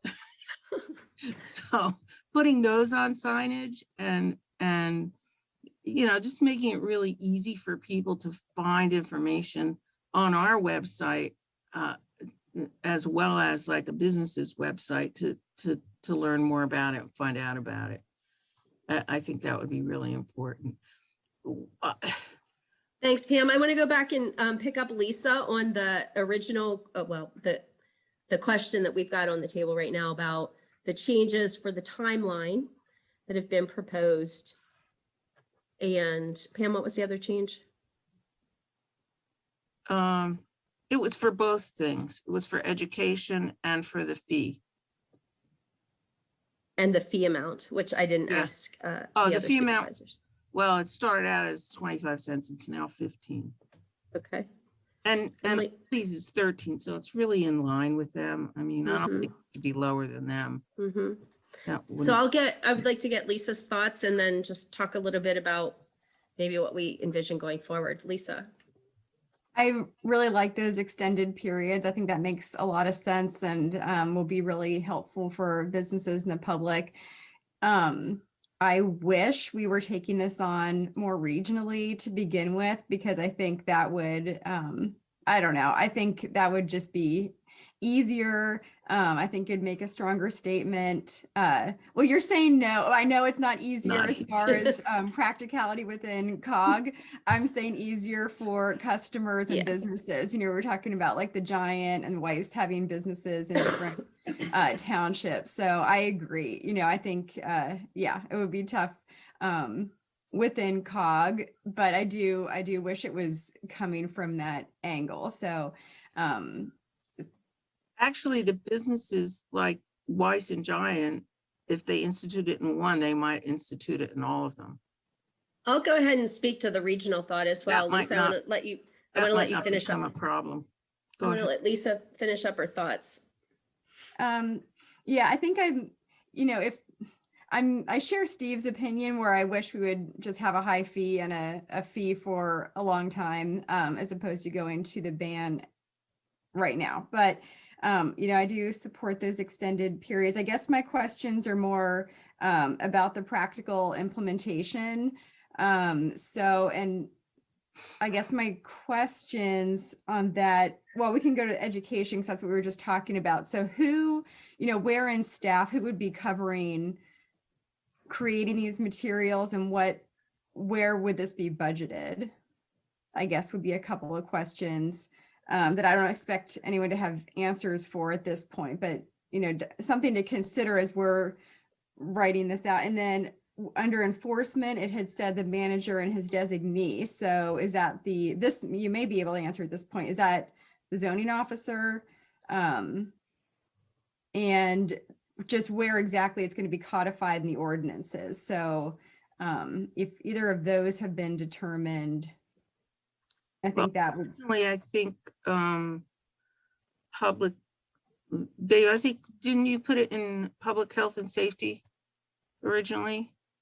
I have not put it anywhere yet. I would have to give that some thought. This draft is only what you've provided, Ms. Steckler. I'd have to think about where it would live. Oh, I thought that when you wrote that It page would- where you started, that you put it in public health and safety, but what, it- I think that's a good spot. I mean, it kind of makes sense.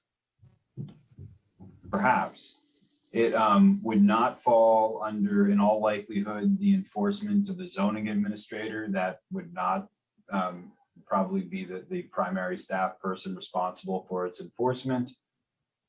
It's a really good question. I don't have an answer for that specifically. Is there not an ordinance enforcement person? We have a part-time ordinance enforcement officer right now. It is budgeted to go full-time next year, depending on what the need is. That was I guess it would depend on what the expectation would be. Well, it would be the manager's decision to determine who best to delegate the responsibility for enforcement to. So it may be something that resides in the ordinance if it were a zoning ordinance, but typically otherwise it would not be, and this would not be a zoning ordinance amendment. So these are all really good questions. I mean, they're things that would have to be given a lot more thought and foresight to before I think we're ready for consideration.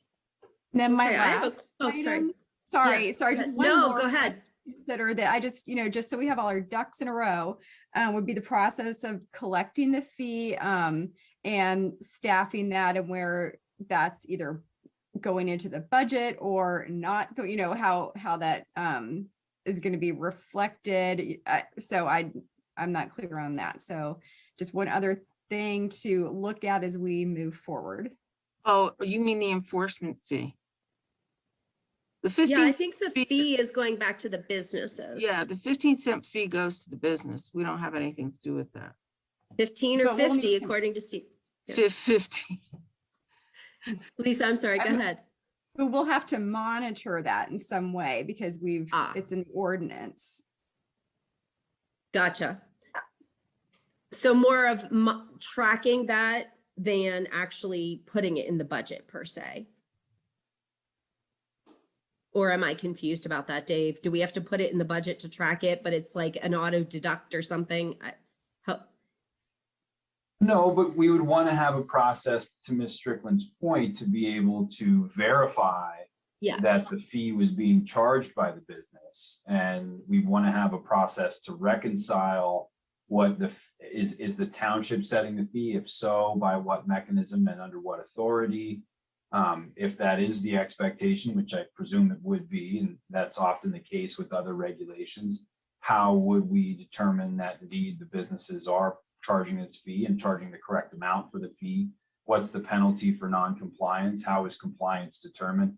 There are, to be very candid, a whole host of questions, a number of them, I think Ms. Strickland, correctly just illustrated a moment ago, that I think are of concern to me. So, I mean, I'll proceed as you want to, but I think those are all very valid points, and I don't have really good answers for them right now. Thanks, Dave. Lisa, did you have something else? Yeah, I was just going to say, I'm mentioning these now. I know we would come back and look at an ordinance, but we wouldn't want to have the manager create something that doesn't address these things, or, and we want to acknowledge that we need to give him the time to address these things within the ordinance. So just so that we have all the questions up front for when he's charged with doing this, that that we have that all kind of out on the table and have it all addressed. Thanks, Lisa. Absolutely. Hang on, Pam. Laura, I see your hand is up. Yeah, I'm sorry, and- Dr. Feller. Yeah. That's okay. The reason I wanted to chime in is I think these types of questions are excellent questions. And part of what I guess what I was suggesting that my class could do is update sort of the due diligence information from other communities. What have other communities done? But also actually interview people and gather these questions into one place. We're not coming back and offering recommendations so much as sort of saying, hey, here's what we've heard. Now it's up to you to figure out what to do with that. So I want to be really clear that my students aren't in the position of writing ordinances or anything else. And I'm a lawyer, but I'm not overseeing them and I'm not wearing my attorney hat. This is helping them interview and figure out how to negotiate difficult issues like this and then kind of gathering that so that you could figure out what you want to do next. So just wanted to be really clear what we would do and what we're not doing. Thank you so much. Okay, next I just want to talk about wrapping this all up into like cogent next steps with clear direction and incorporating the regional partners into it. It's no small task. So I just want to maybe put a proposal out there to see how we can pull that all together. So Lisa brought a lot of really good questions to the table. I'd call those questions administrative questions that really are in Dave's purview, things that he needs to figure out. We've made some concrete changes to the ordinance that need to be incorporated. And the ordinance still needs to be put into the format of Ferguson Township. So in terms of just taking little steps towards where we need to go, what if we say the results of tonight are to ask staff to incorporate the changes that we agreed to tonight, to put the ordinance into Ferguson Township format, so that when we look at it, it looks like the rest of our code and we can easily go through it. And to, if I know that others may be able to offer thoughts on how to proceed, but I know that when it comes to township business, also the manager, he or she has, you know, the authorization or it's their task to decide those things. So things that were brought up tonight, like where would enforcement live? How would that occur? If Dave could start to maybe frame out his thoughts on that so we understand how that would work. And I think that those are the kinds of things that, regardless of who else is involved municipality wise, those are things that are going to still hold true for Ferguson Township in and of ourselves. So I don't think that it would be any kind of a time wasted. And I think that after we do incorporate those changes into that ordinance, we could pass it to the State College Borough and Patton Township, so they can get it on their agenda, because neither of them had talked about it at all. I've only conferred with individuals from those bodies, and all I've heard is a lot of enthusiasm, but until they actually get it onto their table, we aren't really sure how they're thinking about it. So what I'd like is for us to, as it says in the results from our study, be a regional leader, get these thoughts into words and get it out to the other municipalities with the hopes of lining up our effort early next year.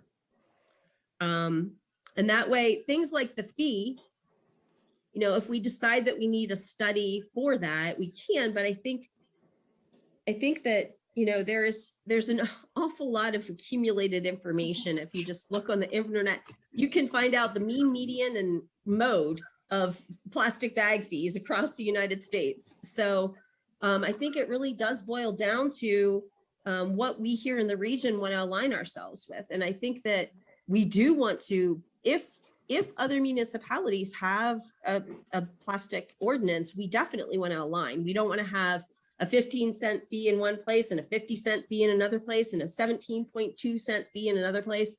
We do want those kinds of things to line up. And I think that if we incorporate these changes and get this out to the other municipalities, they'll be able to give us some feedback on that. Those are my thoughts with moving forward. I'd like some feedback on my feedback. So we can kind of get this to the next step. Steve. Well, I agree with you in that. One thing I would recommend in addition is that whatever we do in terms of an ordinance, we have the solicitor review it as close to possible as the time that it's coming to the board. Because no matter what we find on the internet or anywhere else or other states, I think Pennsylvania law is going to be very fluid on this, and there are going to be court decisions coming down. And I think we want a solicitor's opinion pretty much on every step of this, because I think the law is going to be changing as we go. And I think that's something to keep one head of.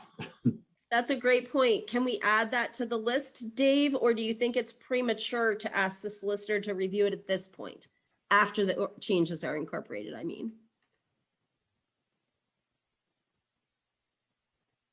I mean, that would depend. I think that there are some broad framed legal questions that the solicitor could provide input on if there's a specific provision of the ordinance that may be in flux. I think to Mr. Miller's point, it might want to wait for it to be a little bit more gelled. And of course, if we're injecting regional partners in this, then there's a much broader implication of that legal review and how that might take place.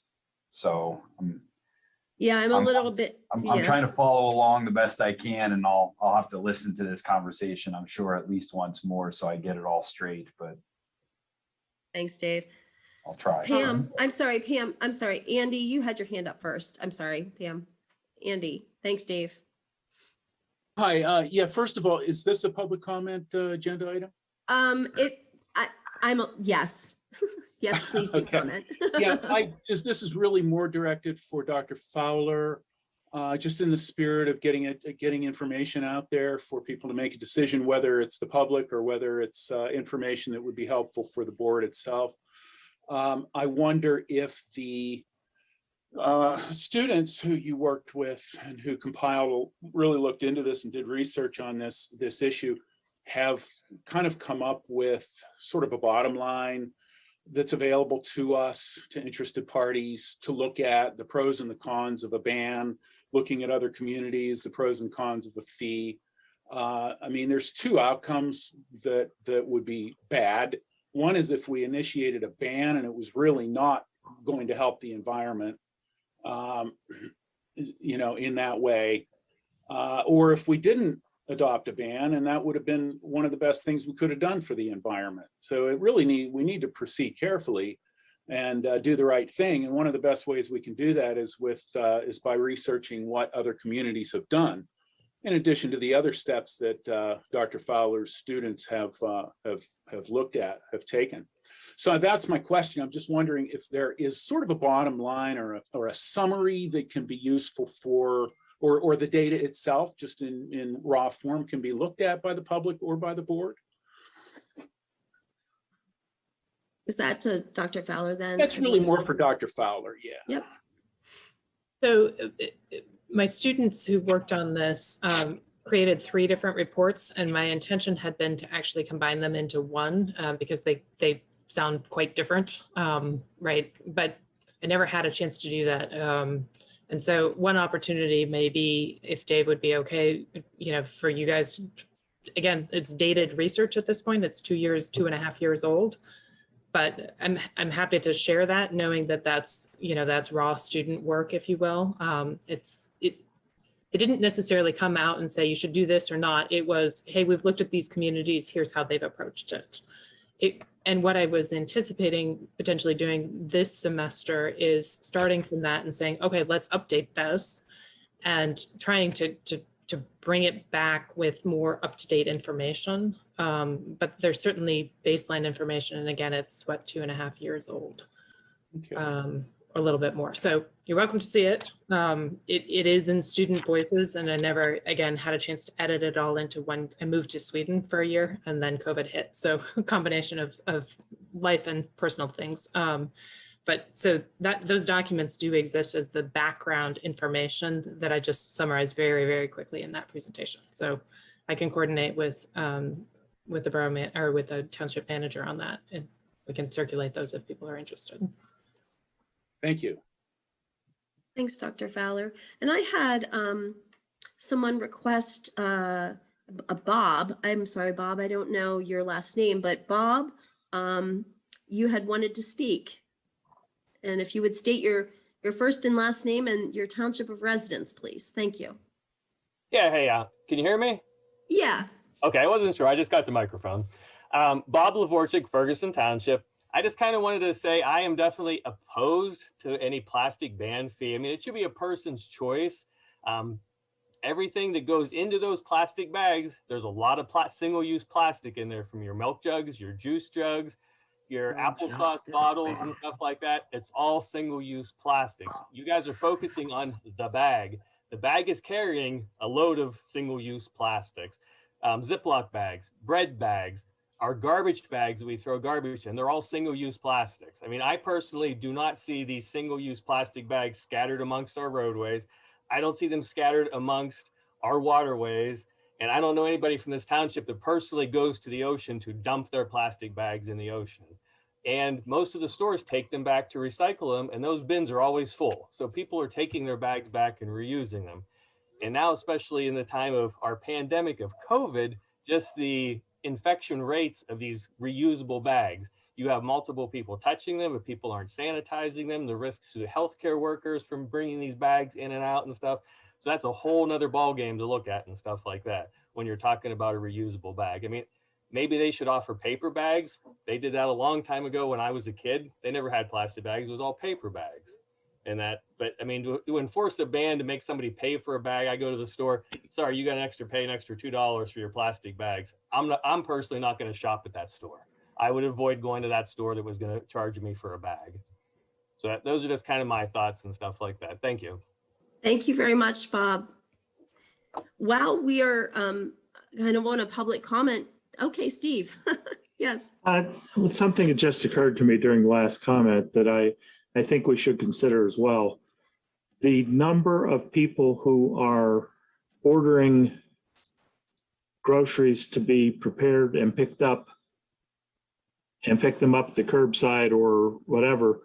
I think we need to take that into account as far as bags. I mean, if we're going to ban bags entirely, how will those be handled? Because you can't bring a reusable bag if you're going to call ahead or order online and pick it up tomorrow.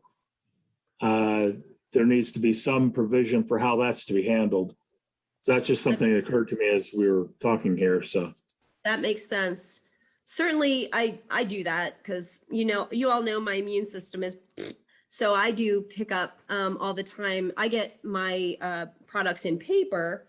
There would be a fee for that, of course, but this is a very good point. Certainly, I did think, how can I bring my bags to the store and have them put my stuff in and then pick it up at the curb? Not going to work. So that's a good point. Thank you. they won't do it. Yeah. That's right. Bernie, I see your hands up. Yes, can you hear me? I can. Okay, good. I live in Foxdale. We don't use plastic bags here. We use paper bags to deliver things, deliver them during this COVID crisis. We use a lot of paper. Actually, my wife and I reuse the paper bags so that whenever we got them, we reuse them. So I don't know how things are delivered otherwise, but within Foxdale, we used a heavier duty paper bag. And I really want to congratulate Ferguson Township. I live in the borough, adjacent to Ferguson, adjacent to college, actually closer to both of them than the borough, really. But anyway, I want to thank the Ferguson for doing what they're doing with plastic bags. I hope it sends an example to this region to follow suit. Thank you. Thanks so much, Bernie. I do love to claim Ferguson Township as a leader in the region, but as I spoke with folks at the borough and Patton Township, I will say they've both been brewing this stuff and we didn't even know it. Apparently Patton Township did a study about plastic straws. I had no idea. And the borough has been apparently having staff tasked to this and working steadily looking at it. So while we're the first that are really publicly obvious about it, there are certainly other regional partners that are working on it, and I want to give them credit where credit's due. Would anybody else from the public like to comment before I go ahead and try to wrap up this agenda item? I see Dave Stone's hands up. Dave? Yeah, hi, Dave Stone. I live in the borough, but I'm speaking tonight for the Nittany Valley Environmental Coalition. And, I would say there's a lot to look at, a lot to study, and I hope that Dr. Fowler's program can be worked into it. However, I think we moved to the point where if some action by Ferguson can crystallize the energies of the adjacent townships, I mean, ultimately, we would love to bring College Township into this. And I think if you get the three of you guys, and plus there's a lot of brain power, not as good as Ferguson's, of course, but it's still pretty good. And of course, Penn State as well. I guess Dr. Fowler helps there. But I just think getting other people involved would actually move this forward. And however, if you keep studying it to death, that crystallization won't happen right away. I mean, there is a tendency to overthink things.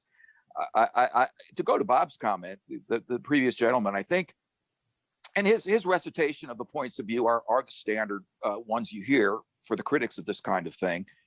And I think there are counter arguments, and I don't think we need to belabor that now. But I think as we work with the adjacent municipalities, a lot of this stuff can be discussed in a transparent way. So I would suggest, moving forward with the ordinance that's just Westchester's ordinance, as I understand it, with the modifications, and then get the borough and Patton working on it and get that feedback, but then have a real intention to move early in the year, like Pam is suggesting.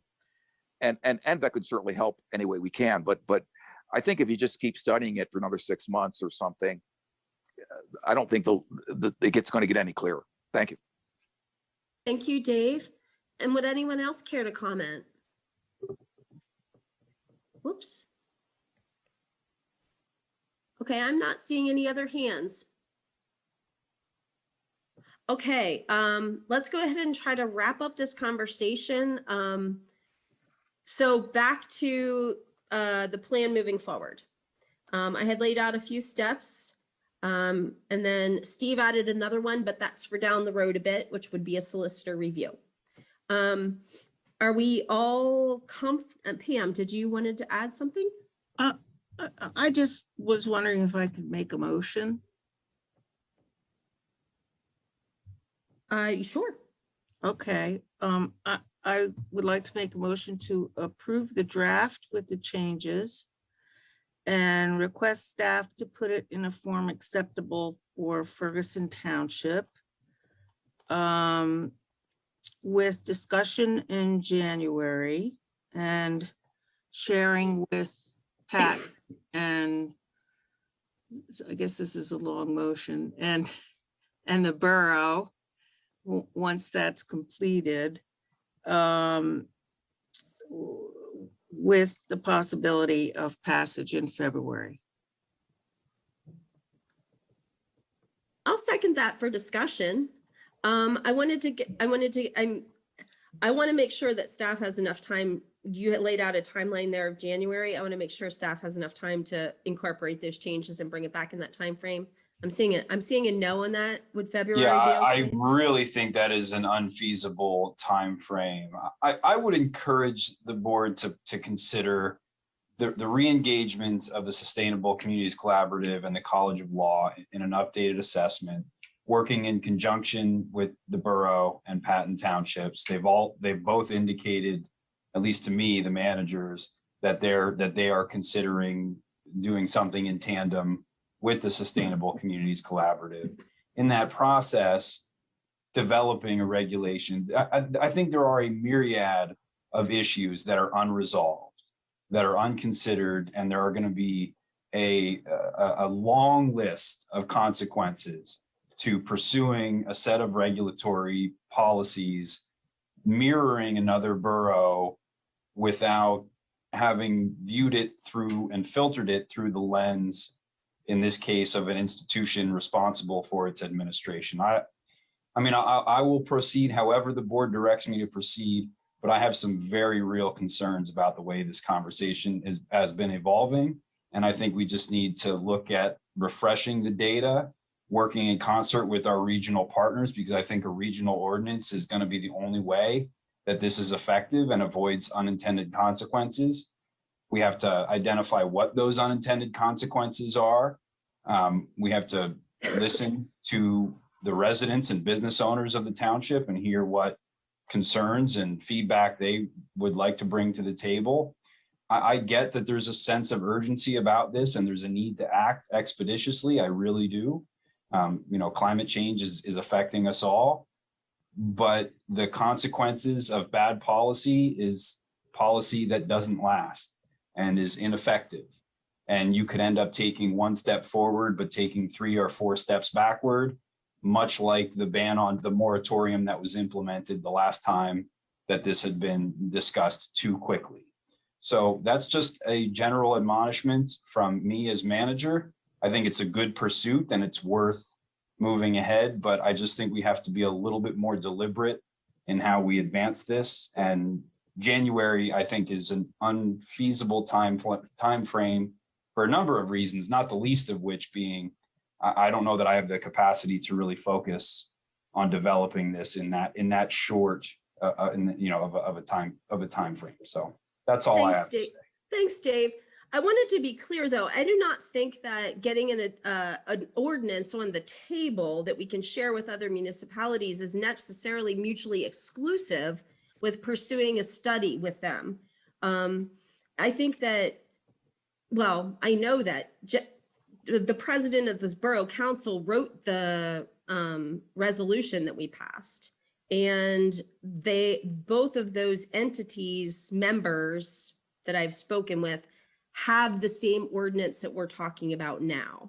So I think that we can pursue those in tandem, because because we're not working through COG, we have no mechanism that we can communicate with these council members and other board members because of sunshine, other than in this particular venue. So I don't disagree with you that we can pursue that study, but at the same time, we absolutely need to be this ordinance in messy draft form. We've talked about 3 or 4 times now. We feel good about moving forward with something similar to this.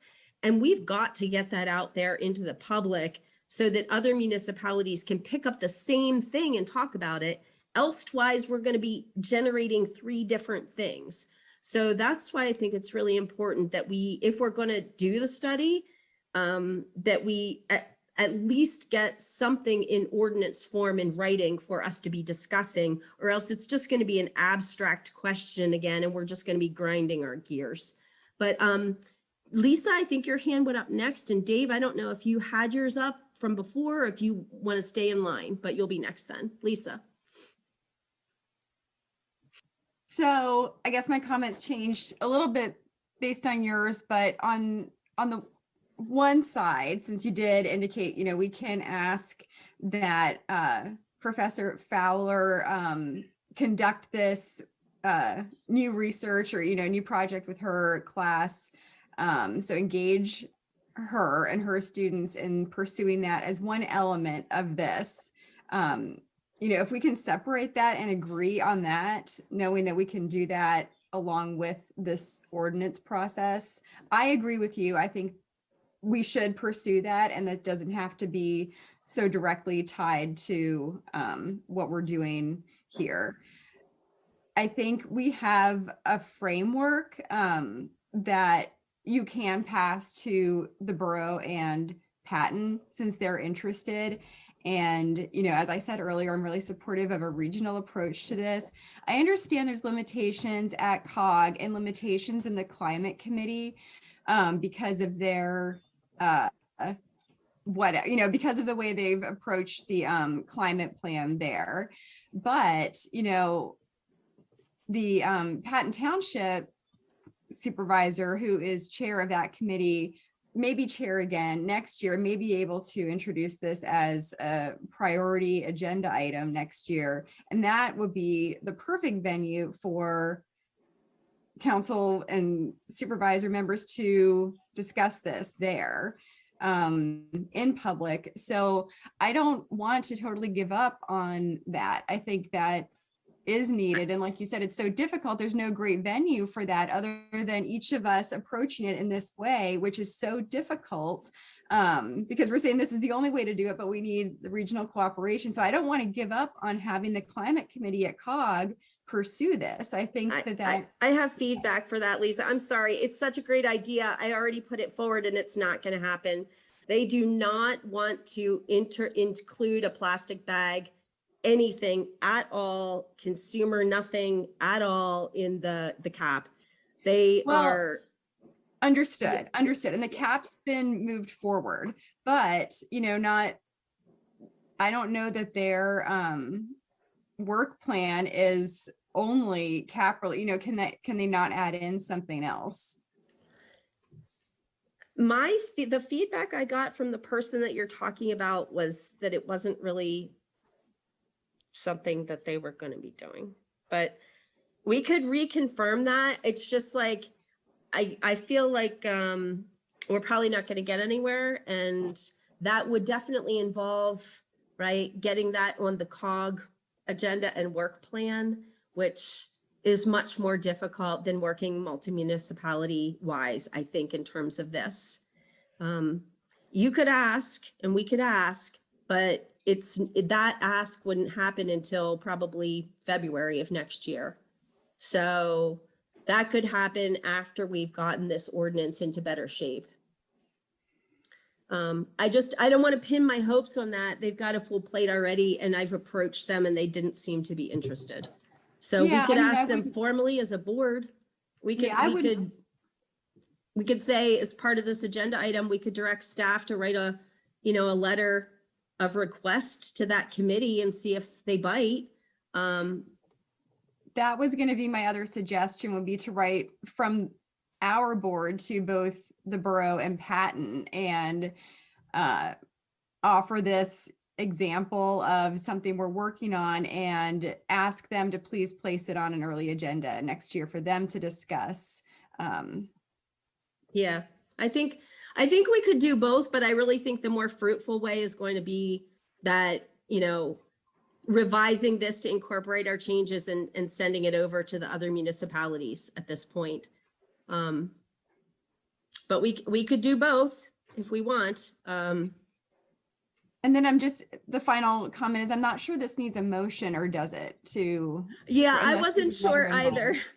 Dave, do you think? That was going to be my comment is, I don't Okay. think we need a motion to direct staff to move forward expeditiously, but I would have Okay. to vote against this motion just because I think it puts an unrealistic timeline on it. And I think we Right. just need to ask staff to do it expeditiously and within the time that they can get it done.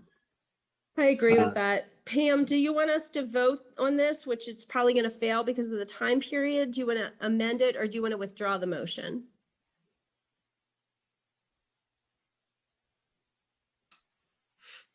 I'm trying to think of how I could amend it. Well, if you would change the time frame, We'll just to be leave that passage in February. well, you would say to bring it back in February, to bring Okay. the revised ordinance back in February. Okay. That sounds good. And that I could support. The changes that we made were pretty minor. I think the formatting is the Yeah. most major change. Do you want to, I would propose a friendly amendment. Would you accept that friendly amendment to bring it back in February instead of Oh, January? sure. Absolutely. I already did. Okay, so the motion is now You got me. all of those things, but with the timeline being to bring it back in February. And the truth of the matter is, we probably don't really need a motion because we've agreed on all of those things, but we can certainly have the vote as it is now. So that would be to reformat to the Ferguson Township Code to incorporate the changes that we agreed to tonight. Lisa suggested writing a letter. I guess that would be an intro letter and attaching the revised ordinance and sending it to the borough and Patton Township. And I would go ahead and add College Township into that because I think that they might be interested come the new year. So I'd say let's go ahead and loop them in so we don't leave anybody behind. If everybody is okay with that thought. Lisa. I would just suggest removing those time frames. I'm just really concerned about pinning the staff down on presenting something that's, I don't know. I think the idea is there in the motion of keeping this moving forward and sharing it with those other municipalities. And I think it would just make sense to remove those, because now they'll, and you know, this is indicated as a priority based upon the motion. So that's clear to staff. Okay, is that a friendly amendment? That would be a friendly amendment to remove those timeframes. So I guess it would read to bring it, amend the ordinance, or to adapt the ordinance to Ferguson Township standards, send the letter as, I want to say something along the lines of expeditiously as staff is able. And that letter would include the revised ordinance so that they have that document and they know what we're asking them to place on the agenda. Yeah, I mean, I think that this one with just the changes and not reformatted is fine. I don't think we have to wait until February or whenever the one that's in Ferguson Township format is done. I think this is fine to send to them. Great. That way we can get that to them rather quickly as opposed to waiting for the reformatting. That sounds great. Pam, Lisa proposed that as a friendly amendment to your motion. Do you accept it? And that would be the removal of the time frame, and just know that we're asking staff to do it in an expeditious manner. I just don't want to see it get lost in hills and mountains of other stuff. Yeah, And we always have mountains. We try not to get lost in them. I But know.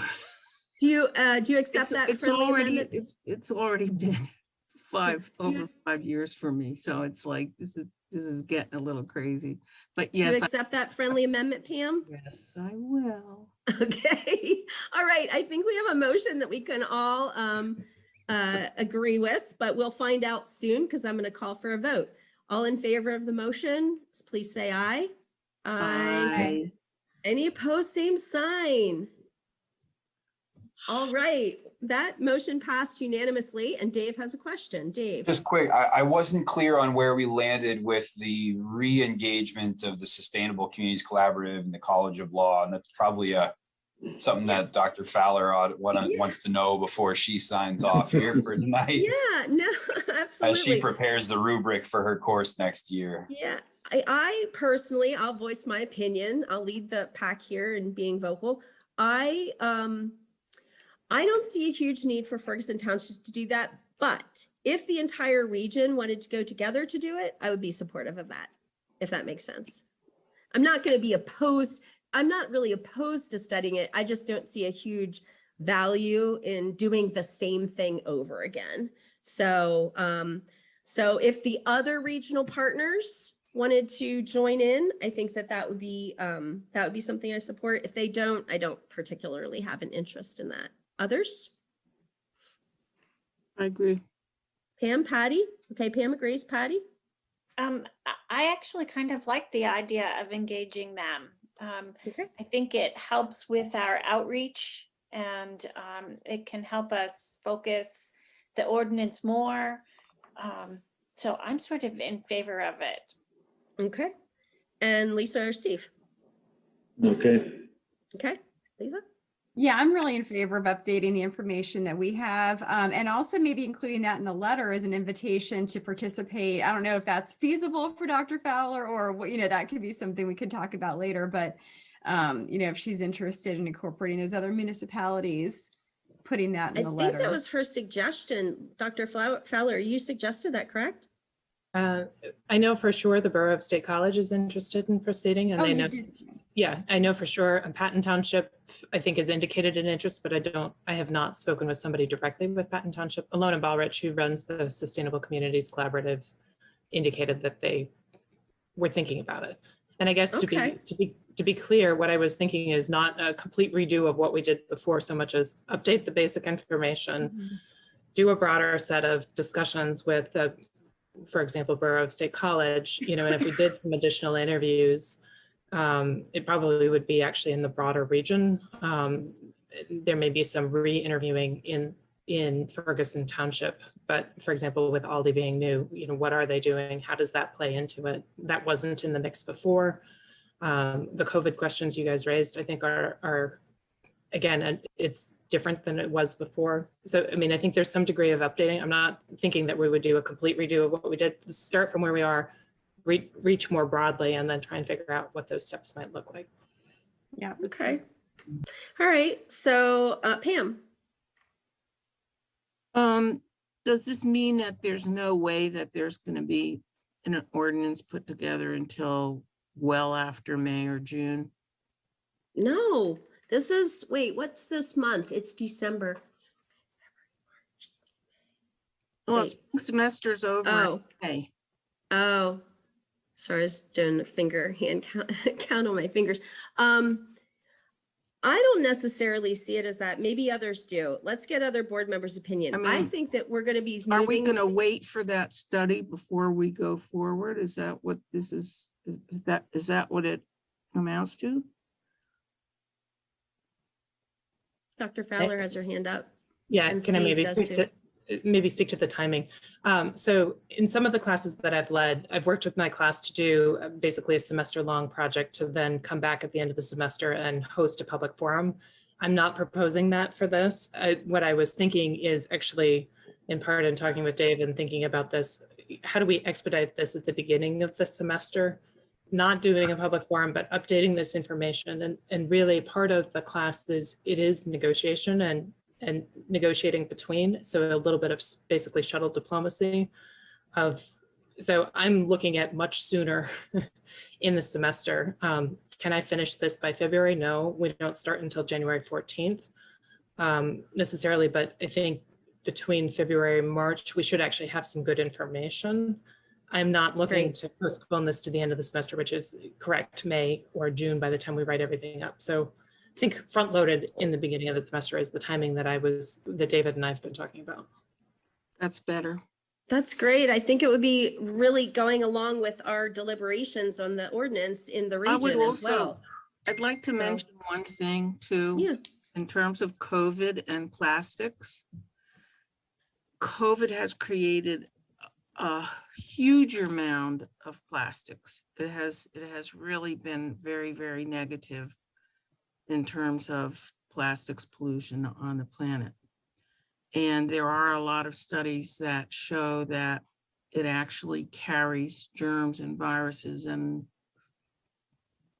all kinds of other nasty things on it, more so than cloth or paper. So a lot of people are misinformed. I don't know where they're getting their information from, but it's wrong. So I just wanted to make sure that that's in there. Yeah, maybe that's definitely then something to explore in terms of people's perception of the safety. Yeah, of COVID. definitely. All right, so let's go ahead and wrap this up. I think that we have explored all of the things that we needed to explore. Thank you very much, Dr. Fowler, for all the work that you've done for us and joining us this evening and participating in our deliberation. And thanks to everybody else who came out to contribute to this conversation. With that, I would very much enjoy taking a brief recess for a break.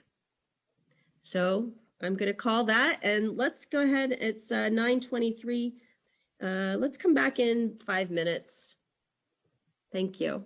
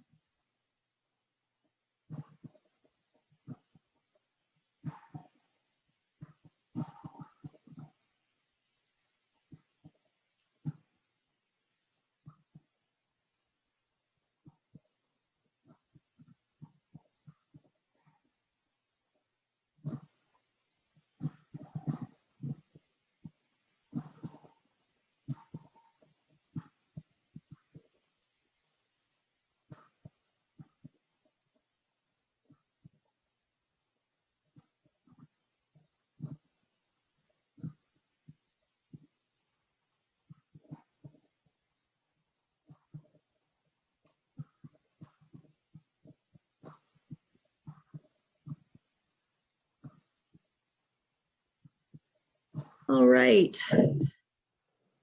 Let's go ahead and get back to the agenda. The next item is the Whitehall Road Regional Park funding discussion. This will be briefly introduced by Dave Prabalka, and then Mr. Miller will go ahead and lead the discussion. Dave. Thank you. Or Steve can, if you prefer. That's fine too. Sure. Okay. I don't have to say anything. I didn't want to go off agenda too much. Okay, Steve, we're passing it right to you. Okay, basically where we stand on the reason we have this discussion is we had a joint meeting of 3 committees of COG last week, the Finance, Parks, Capital, and Facilities committees, plus the authority, to discuss options for the bids that came in and the options for accepting bids. The bids were analyzed. That there is 4 options were presented in addition to an option of doing nothing, which really isn't an option because we've already committed to doing something by turning that over to the authority anyway. But 3 of the options would require using some or all of the money above and beyond the $6.5 million that is already committed through our refinancing. All the municipalities except for Ferguson favored an option number 2, which provides, I think everybody's seen what we're looking at as far as what's available, but basically it provides 4 playing fields, a practice field, and about 500 parking places. Option number 3 is the one that can be done within the money that's already been allocated, and it actually is a default position because the authority can go forward with that without any action. Ferguson, all 3 representatives from Ferguson favored option number 3. I guess the executive committee asked us to ask the municipalities to take a look at it. I am not sure why. So I guess the real question before us is, do we want to just say, the option 3, which is the default option, go ahead with it, authority, or authorize spending about $400,000 more for the additional parking and the practice field? The 3 of us who were in that meeting expressed an opinion of going with option 3. I think the only real question before us right now is, do the members who were not there have any other position, or did any of us change our position? And that's really the only question that has to go to general forum. And I think that's what we're here for on this agenda item. So you're muted. Thank you, Steve. I see Patty's hand went up. I'll just add too that at that option 3 that we preferred is exactly $1 under the budget. And there is a very, very, very, very, very good chance that we actually are going to be requested to add additional funds to that Nothing option. ever goes above budget. Yeah, so that's something also to keep in mind. Patty, I see your hand is up. Yes, I was just going to answer Steve's question. I have not changed my mind. I'm still in favor of option 3. I also am still in favor of option 3.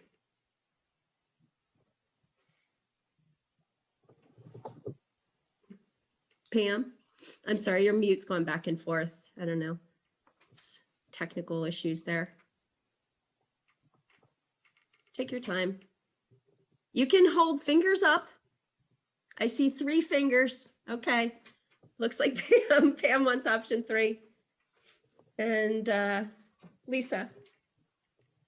Well, I guess we all know the way this vote goes, but I'm probably the only one who's a little bit torn. I think it's the regional park in our township, so I like us to get everything in the plan. But on the other hand, the budget is there for a reason, and so is the contingency. So I'd like to meet the bids that met the budget and hold those funds for contingency, because I believe they'll be needed anyways, rather than going with option 2, accepting the bids with the based on budget and contingency. And I feel like that would require them to come back then and ask for more if it goes over that budget.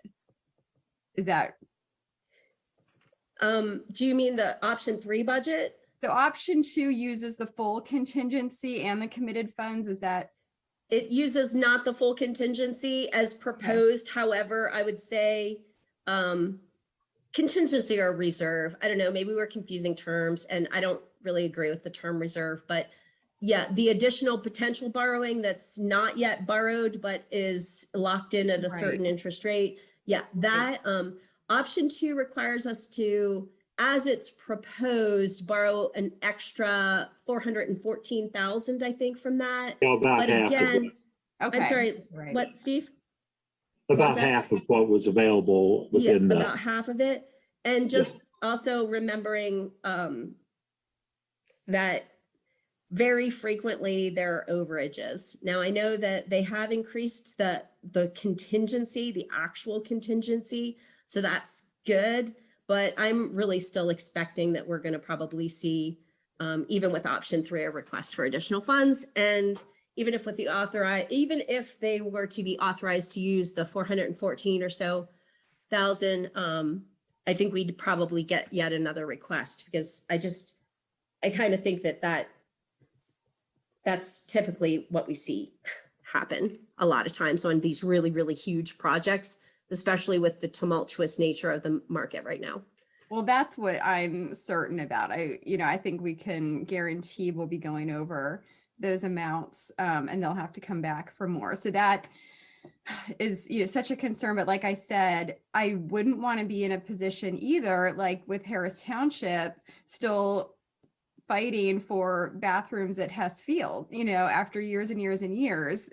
If this is going to be something we want to have added on eventually anyways, while there's support for it, I guess I would rather see it added now, when there are those funds, if we're going to be asked for more anyways. And then another reason I'm torn is because this is a regional park. So I'm thinking regionally, and this is not the only priority. We have really, really substantial needs in Millbrook Marsh for repairs to the boardwalk and the bathrooms at Hess Field, just to name 2.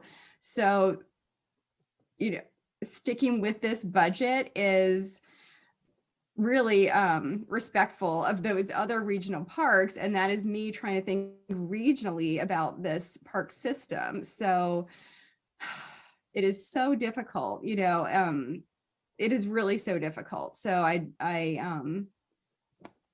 guess I probably might have gone with 2, just so that we get what we can get done here, and we're not stuck in a position like some others have been battling later to get things done when there isn't that support. So, but I guess I'll leave it at that. It really is so difficult.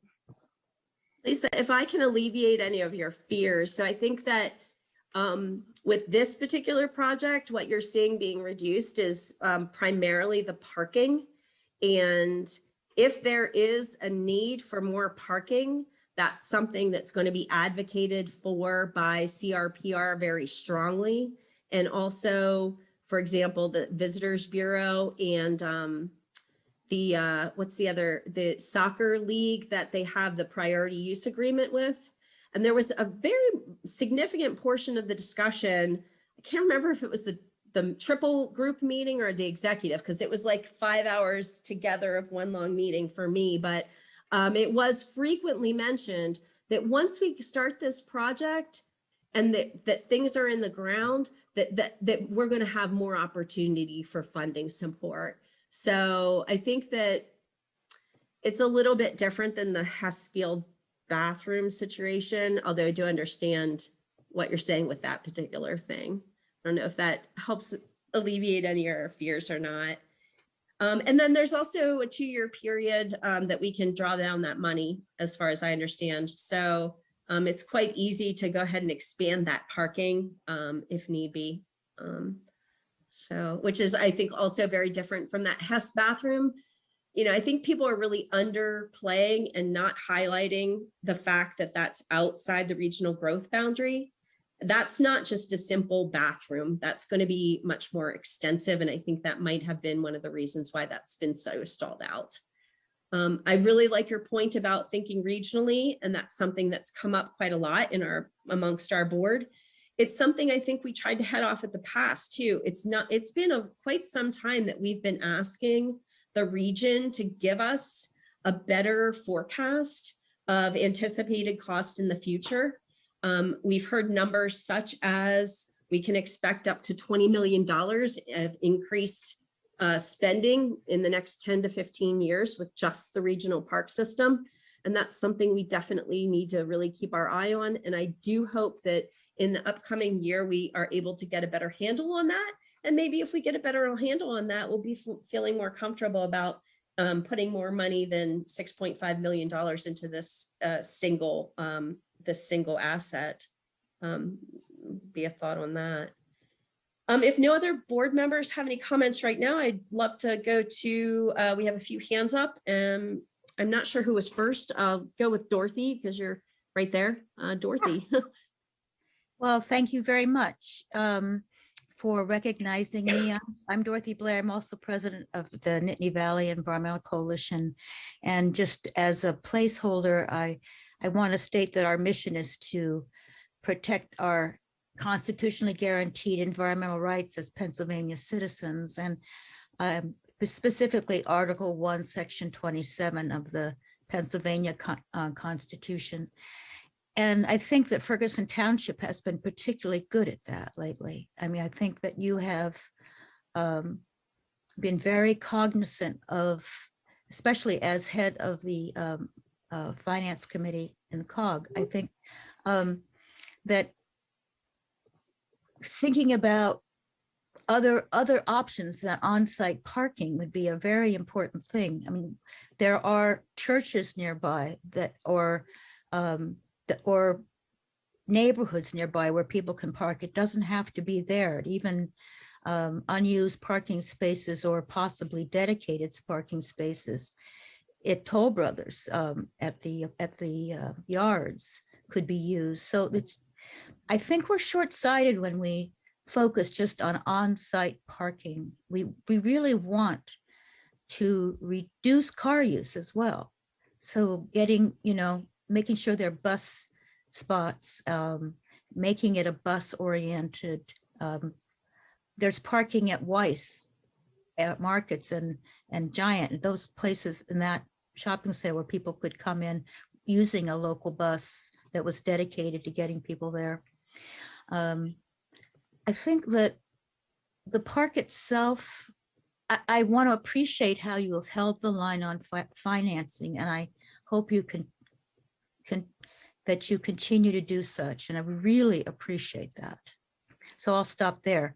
But Laura, I think you have an amazing ability to envision the future, and we are moving rapidly toward climate change, and it's absolutely imperative that we act like it's going to happen and not brush it under the rug here. Thank you very much.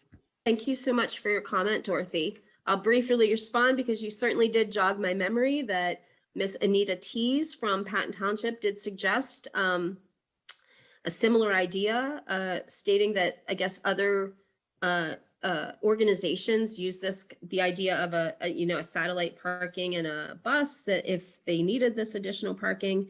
And that did bring to mind to me at one point in time in conversation with a very nearby church, as in across the street, there was an idea that maybe there might be an opportunity for shared parking. And I'd really be interested in the thought that maybe somebody could reach out and see if that creative solution could be a possibility, because if so, that really frees up some valuable parkland that we don't have to, pave. and we could use further amenities. Okay, thank you, Dorothy. Next up, I believe Mike D. I believe you were next. Thank you. And Mike D, you are muted, so don't forget to take yourself off mute. Thanks, Laura. I'd be, just as a quick follow-up to that, I'd be pretty concerned about children walking across Whitehall. But that's not why I called in. So I'm Mike Duffy. I'm Ferguson resident and parent. And also, as a side note, I've been a participant and then organizer of group sports, group activities since I moved here in 1998. So I've spent a lot of time enjoying this opportunity and trying to build opportunities for others. I'll start by saying for folks that don't know, we have a desperate need for field space in our region. If you don't know, I don't know how many people on the board have actually gone to the effort of trying to schedule fields in the afternoon or evenings. If you don't know, field space that's often being offered as a formal sport field is often heavily sloped. Very often it's a repurposed outfield or a portion of a park that's shaped more like a trapezoid or a rhombus than an actual rectangle or a regulation size field. It's not the fault of Center Parks. They're creating opportunities wherever they can, but that's what we're using as a community to create opportunities for group activities and group sports. We, to my knowledge, and can correct me if I'm wrong, we don't have any schedulable artificial turf fields. We don't have any schedulable lighted fields. Is that, Laura, I'll ask, is that correct, that we don't have those opportunities right now? The Hess Field, I believe, has lights, and I believe there was just recently a proposal that we need to fund lights at Oak Hall. And I think there's lights at, I believe it's in College Township. There's one more lighted field. The name of it is escaping me right now. I apologize. Yeah, Hess is baseball only though, right? That's my understanding, yes. Yeah. So as far as sports fields, yes. So we don't have a sport field. Oh, Fogelman, that's it. Doesn't Fogelman have lights? Madam Chair. Yes, Steve. If I could interject here. Yes. I think we're getting off topic. The fields that are going to be built have already been determined. The only thing we're deciding right now is whether to go with an option that has the additional parking in the practice field. And I think we're getting into discussions that are beyond this discussion. So what we are discussing, thanks for bringing that up, we're talking about further reducing space out there. And I think Laura said we are only discussing removing parking space. If we take a look at the option 1 versus option 2 pretty specifically, so option 1 is out. Yeah, option 1 is ours, 2 and 3. Right, so option 2 and option 3, we're looking at reducing or removing the, we're talking about eliminating practice space as well, and then reducing parking. Is that what we're looking at, or? The difference between option 2 and option 3 is parking and one practice field. Okay. A significant amount of parking. So the reason I ask those questions is to provide a little context to where this project started and what we've already gotten to. I'm sorry, but Mike, I do apologize. We do, I mean, we have really discussed this so many times. We do know where it started, but right now we're trying to get it over the line so we can get something in the ground. So really it's just right now it's down to option 2 or option 3. That's the choices on the table. Okay. Yeah. So the point I'm making is we're already short on space. We don't have anything available currently where we can schedule multiple sports, multiple teams in one location. When we schedule them, we're sending a few teams to this location and a few teams to that location. That's already our existing status. The purpose of this facility is to be able to do that, even better to host a local or semi-regional tournament. Part of that includes parking. And now we're talking about trying to bring in people and saying, well, we'll bring you in, but you can't park there. If you think we're overly abundant on parking, go to Tudet Park in Ferguson on any night that is in use and take a look at what it's like to try to park there already. This is a huge need. We desperately need it. Cutting out any of the sport fields, cutting out any of the practice fields, we've already lost that. Cutting out the parking is the last thing we should do. The effects on doing this and bringing a community together are short-sighted. I think the idea is to try to save money, but I think we're skipping over the fact that we're already so short in this category. We don't have an existing place to hold this kind of event, this kind of activity. So we're already so far behind what we approved several years ago, and then wasted time and wasted money when it could have been approved and gotten started, that we shouldn't be cutting back again to option 3. Thank you, Mike, very much for your comments. Appreciate them. Next up, Dave Stone. I believe you were next, and Randy will be next. Yeah, hi, David Stone, Indian Valley Environmental Coalition. You know, we proposed, I don't want to, in deference to Steve Miller, I think he's correct. I mean, we are down to the wire here. So, but in terms of Mr. Duffy's comments, I just want to say that, you know, we wanted to get discussions going back when Toll Brothers, and even this place we are at now, I think by holding the line, I'm actually surprised that people didn't come back to Ferguson, because I think in your original opposition to what we call the blank check, or the holding these contingent funds, was the idea was to promote discussions and ideas about how to save money. And yet now we're given with the option of 2 or 3. So I'm hopeful that if 3 happens, that the community will come together. There'll certainly be other fundraising going on, and a lot of people have great ideas. I'm actually surprised they dropped the natural fill artificial turf, because I think if Mr. Duffy would look at the situation, that might be a better use for some of the money that the Park Authority is already spending on 3. Will be spending on 3. And I will say the bathrooms were accomplished, which I think is a great achievement for this board, that you were able to, in coordination with the borough, to get the bathrooms included. So that's a substantial thing. The parking reduction is not all that great, but it does have a big financial benefit. I think it's only 125 spaces, something like that. The practice field is still usable for practice. It's just not quite as table flat. And there's 4 fields, I mean, being built. So, and there's a central area for kids to, so I think it's a great way to get started. It brings the community together. We've dropped a lot of our, you know, kind of legalistic versions. I still think the Park Authority is perhaps pushing the limits of what they're allowed to do, but we're looking at the picture of trying to bring the community together. And I think the option 3 does that. Option 2 just opens up a can of worms and takes away your leverage. Thank you. Thank you, Dave. And Randy, I believe you're next. Thank you. Thank you. Randy Hudson, Ferguson Township. Strongly support option 2. Keep to the budget. I think you mean 3 then, because 2 is over budget. What we need is beg your pardon? I was just saying option 3 is the one that's within budget, Randy. Well, option 3, yeah. 2 is over.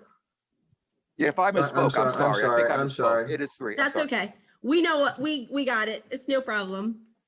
It Sorry like to you interrupt. said, it's whatever you 3 support. I totally support. It stays in the budget. By zoning, only about 140 parking spaces are actually required for this number of fields. And the excess is enormous, and it's costing money for parking. And if we can save money for fields, we should be building fields and green space, not parking. So option 3, I guess, is the one. As you said, I guess I'm going to stop there so we're not retreading things.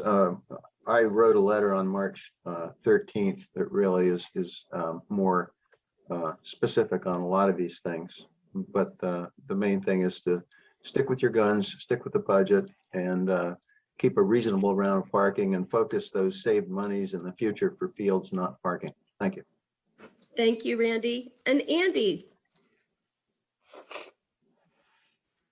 Hi, I'm Andy McKinnon. I'm from Ferguson Township too. I just want to comment that I don't know about being desperate for fields.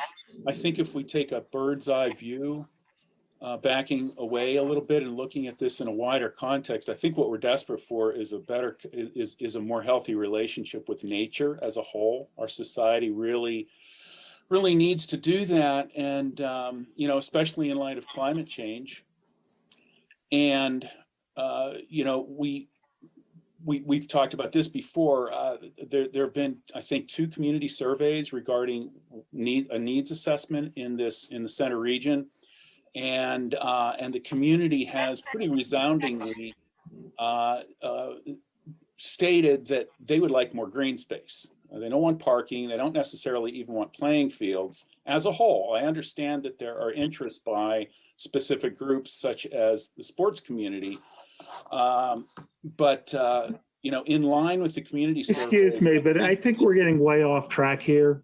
I'm finishing up, Steve. It's already been decided to build these fields. Right. That's not an issue here, and we're discussing things that are not an issue. And this is related, Steve. I'll be done in a second.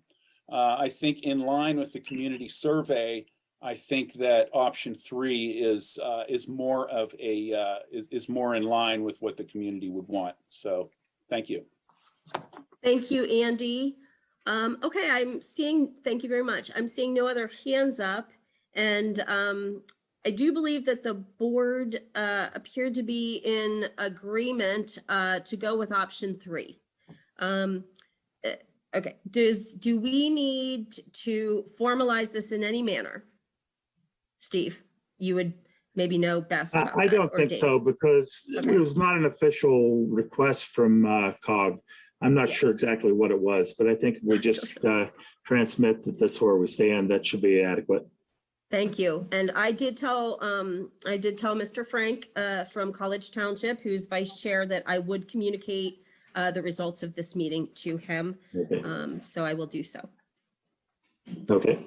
Okay, thank you so much. And we will go ahead and move on to our next discussion, which is short-term rental permits for recreational vehicles, introduced by Christina Bassett, Community Planner. Christina. All right, thank you. Let's see, we have a short presentation. Share my screen here. We'll try to keep it short.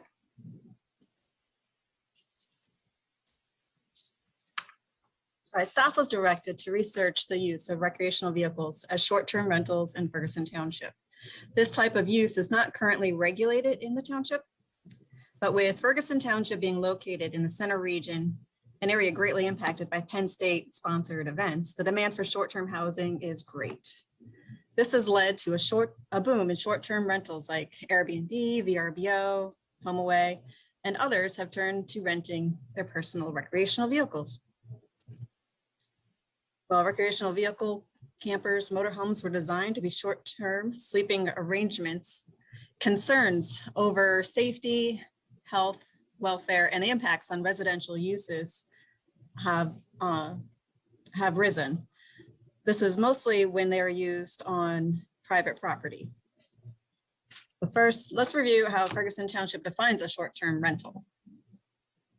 So in the Ferguson Township zoning ordinance, it is defined as one that must be built on a single chase, must be 400 square feet or less when measured at the largest horizontal point, designed to be self-propelled or permanently towable by a lightweight truck, designed primarily not for use as a permanent dwelling, but as a temporary living quarters for permitted recreational, camping, travel, or seasonal use. Now, a brief history on RVs in general. They were originally introduced in 1915, and they grew in popularity in the 1950s through the 1990s as the US expanded the highway system. With this grew campgrounds and RV parks. And as they grew, the need for services such as water, sewer, sewage, electricity, and those other connections grew. As these grew in popularity, the need for regulations also grew. The campgrounds themselves set regulations on limitations on the number of vehicles, RV vehicles that could be stored in the amount of time. Currently, Ferguson Township limits campgrounds and recreational vehicle parks to 12 campsites per acre with a minimum lot size of 10 acres. No campers, trailers, or recreational vehicles may stay at a campground for more than 30 days in a 90-day period of time. And it is also limited to certain zoning districts. When residents rent their recreational vehicles on private personal property, local homeowners do not provide the same assurances or adherence to zoning laws or other regulations. Ferguson Township does have regulations on short-term rentals, but does not restrict RVs as a short-term rental. The township will require a short-term rental application and the associated fee to be submitted to the township for approval by our zoning officer. Some other townships or municipalities do have regulations on RVs as short-term rentals. An example would be Two Harbors in Minnesota. They try to include language in their short-term rental ordinance to include language to say recreational vehicles cannot be rented within the city limits. Other municipalities are more open to RVs. Some states, such as Florida, Nevada, South Dakota, Texas, or even the state of Washington, are more RV friendly and have allow for proper sanitation, electric to be run. Even within these states, even though they are so friendly, they still have regulations such as limiting how long one can park an RV in their own driveway or prohibition altogether.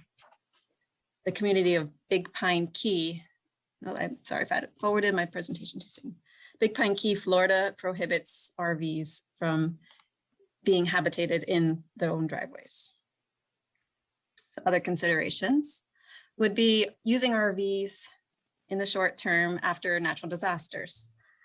This photo here is from the tornadoes that hit Kentucky just this past week. Another example would be when someone needs to quarantine for COVID or frontline workers. This is an example of an RV that's parked out right outside her own home. She worked as a nurse and who was working directly with COVID patients to keep her family safe. She resided, may still be, I don't know, in the family's RV right outside the home. Since she did live in an area with an HOA, she had to post this sign on her RV stating the reason for it being in the street or in her driveway. Another would be while someone is remodeling or constructing a new home. It's also a way to combat homelessness. And there's also a need for affordable housing.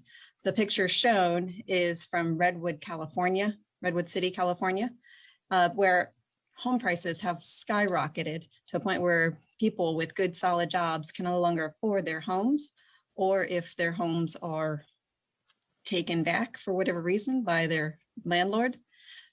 Some residents have taken to living in the RVs on the streets, and they are forced to just kind of move from street to street to street.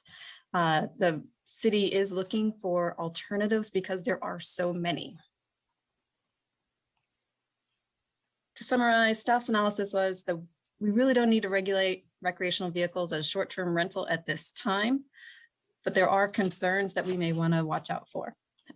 Some would be safety, noise issues, and other code adherence, not only to Ferguson Township's Code of Ordinance, but also fire code. An example of a township that is doing that would be Ketchum, Idaho. They actually approved an emergency ordinance to allow short-term rentals while they figure some things out. That is all I have for now. I will take any questions should anyone have any. Thank you so much, Christina. That was a great presentation, very well researched. Does anyone have any questions for Christina? I have a question. Something that, so this agenda item came from a resident request. And when we originally looked into it, just kind of thinking of the normal short-term rental path, we realized that that was not gonna, that relates to dwellings, and that's managed by code. And so we looked at, you know, what would we do? Like, how would we approach this?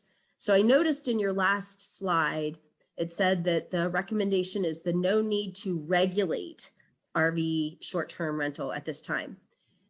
But my question is, so I can inform this resident who's been very patient, honestly, waiting to learn of what we think of this. There may be no need to regulate it, but can she do it? That, you know, can she? I think it's like there's two different ways to, is it legal for her to do that if it's not regulated? If something's not regulated, then I assume it's legal. Are you using those words in a different manner, Christina? Yeah, I did state we do currently allow, I mean, I should say we don't disallow it. If one wanted to rent their RV, they would simply need to apply for a short-term rental permit, and it would go through the zoning officer for approval. So it would have to be approved by him and probably meet all code regulations for a short-term rental as well. Okay, so if this person wanted to pursue this, she wouldn't apply to code, she would apply to our zoning administrator and they take her through that process. But I believe for short-term rentals, it goes through both. Okay. Goes Steve, first, I believe, to thank Jeff, you. and he sends it over to code, and then it comes back. Okay. I believe, but don't quote me on that. Okay, my understanding from speaking with Walt was he said if it wasn't a dwelling, it doesn't go to them. And that's kind of what put us into this regulatory loop. Steve, yeah. Yeah, that's what I was gonna say. I would check with Walt, but I don't believe code has any authority over a vehicle. Right. And that's why the tiny homes are allowed in various places, because code does not regulate them. It says Department of Transportation regulates them.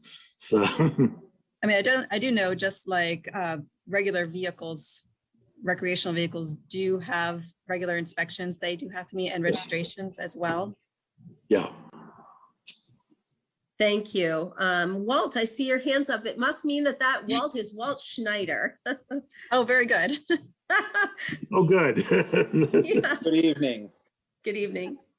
Yes, you are correct. If it is currently on wheels and is licensed by the DOT, so if it is a vehicle, so a trailer, etc., it is not the jurisdiction under the property maintenance code as it's currently written.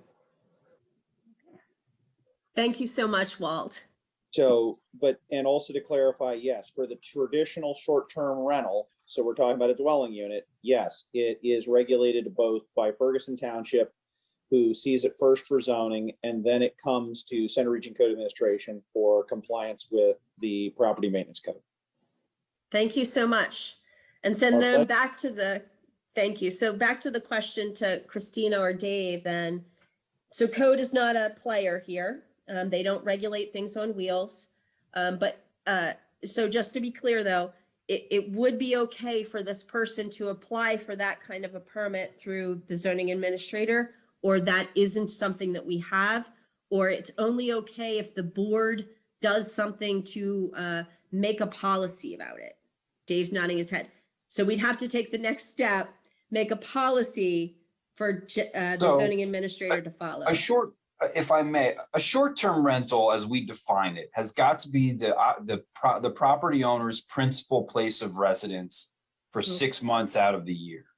So you can't, it wouldn't be permissible under our current ordinance for somebody to attain a short-term rental permit. Never mind that, Walt's point that they wouldn't be eligible for a rental housing permit for reasons that he described. But we wouldn't issue a zoning permit for it because it wouldn't qualify for that duration. If the board were interested in permitting it, I would suggest that that we look into some reasonable regulations. It would almost be its own classification of short-term rental permit, because I don't think you would want to remove that requirement that it be somebody's principal place of residence for a certain length of time throughout the year for your standard short-term rental. This is for like a dwelling unit, a single-family residential home. But perhaps it wouldn't matter or wouldn't be feasible for you to apply that same standard to a mobile home or to a recreational vehicle. But you may have other nuisance considerations, setbacks, parking, things that may pertain to recreational vehicles situated on somebody's property that are not their primary dwelling unit, that might be of concern to the adjacent neighbors and abutting property owners and that kind of thing. So, I mean, I think we were just getting a little, perhaps the part of that presentation was a little bit misleading in the sense that it was good, but just understanding that it would not meet our zoning regulations right now for, as we define, a short-term rental permit. And as Walt pointed out, it wouldn't be something that's regulated by Center Region Code. So Center Region Code Agency would not issue a violation to an occupant of an RV because they don't have a rental housing permit through their agency, because it's not under their jurisdiction. So no need to do anything there. And that was the discussion that took place a few months ago. That's where that was headed. And that was because my understanding of it was that they would not issue a permit, not that it's just not in their jurisdiction, as Walt clarified for us subsequent to that first conversation. So a little bit of everything in there, but Thanks maybe for that the clears some of the clarification.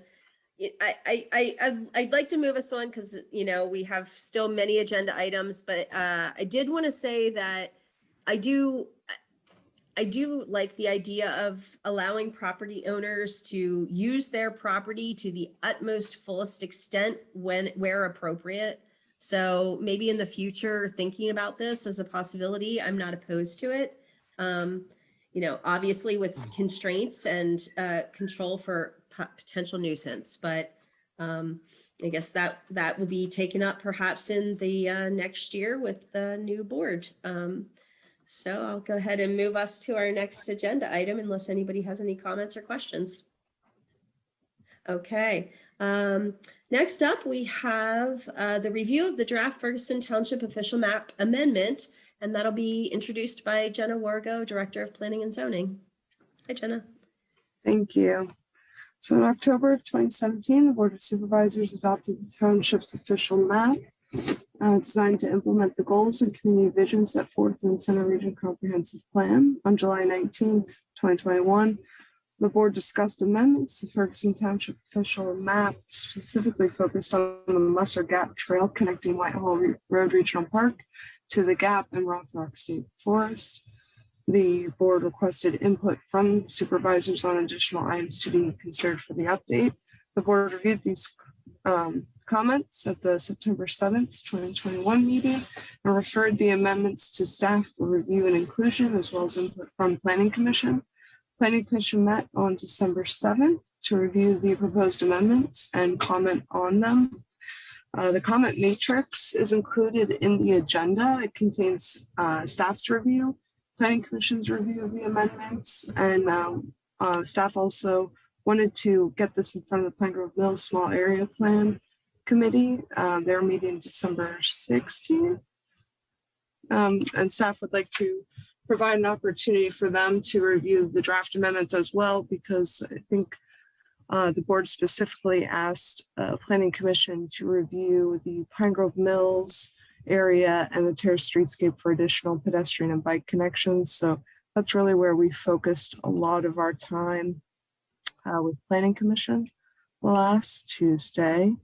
And I'm happy to share my screen to get this comment matrix in front of the board just to highlight some of these comments. There are some areas where staff will need additional clarification. Number 3 is one of those. We also, we had Trish Meek with the CRPA helping us with this as well. She's also updating the regional bike plan.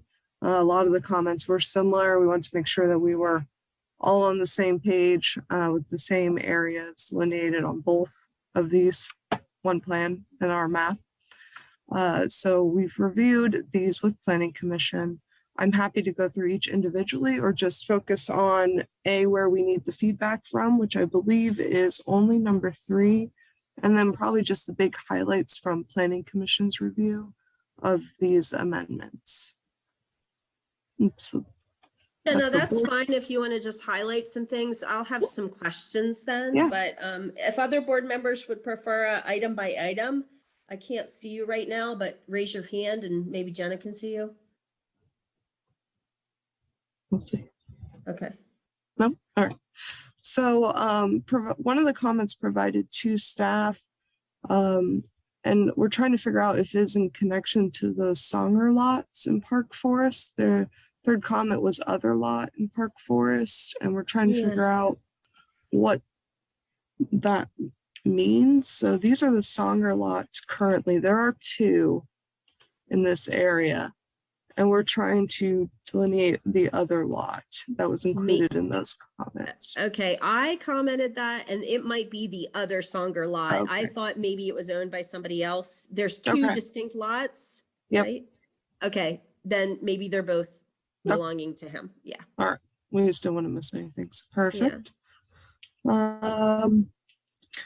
So the staff response to this lot has been offered for dedication to Ferguson Township at one time. The offer was declined.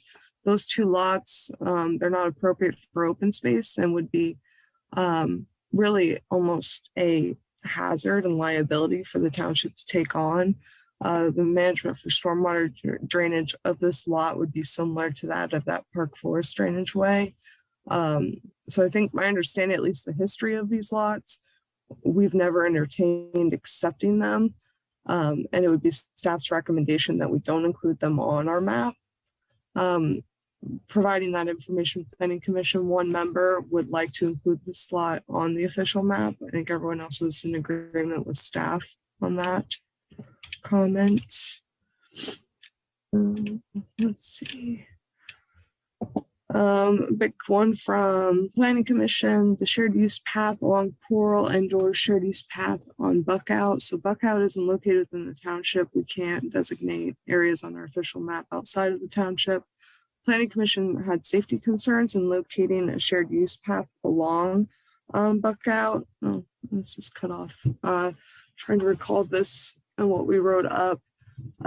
That area of the township over by Coral is very connected with sidewalks, and they felt that that was adequate enough, especially with the crossing at with the light at Coral Street, which went to the next convo for the terrace streetscape connections.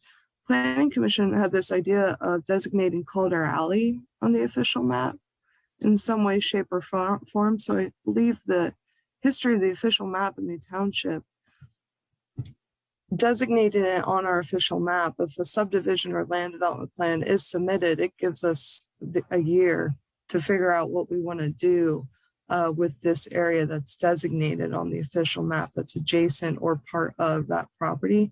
So that was actually an idea thrown forward by Planning Commission on a better way to address our alley issues and figure out what we want to do, which I thought was fascinating and a good idea, especially to have that parallel connection with the Blue Course bike path going that way.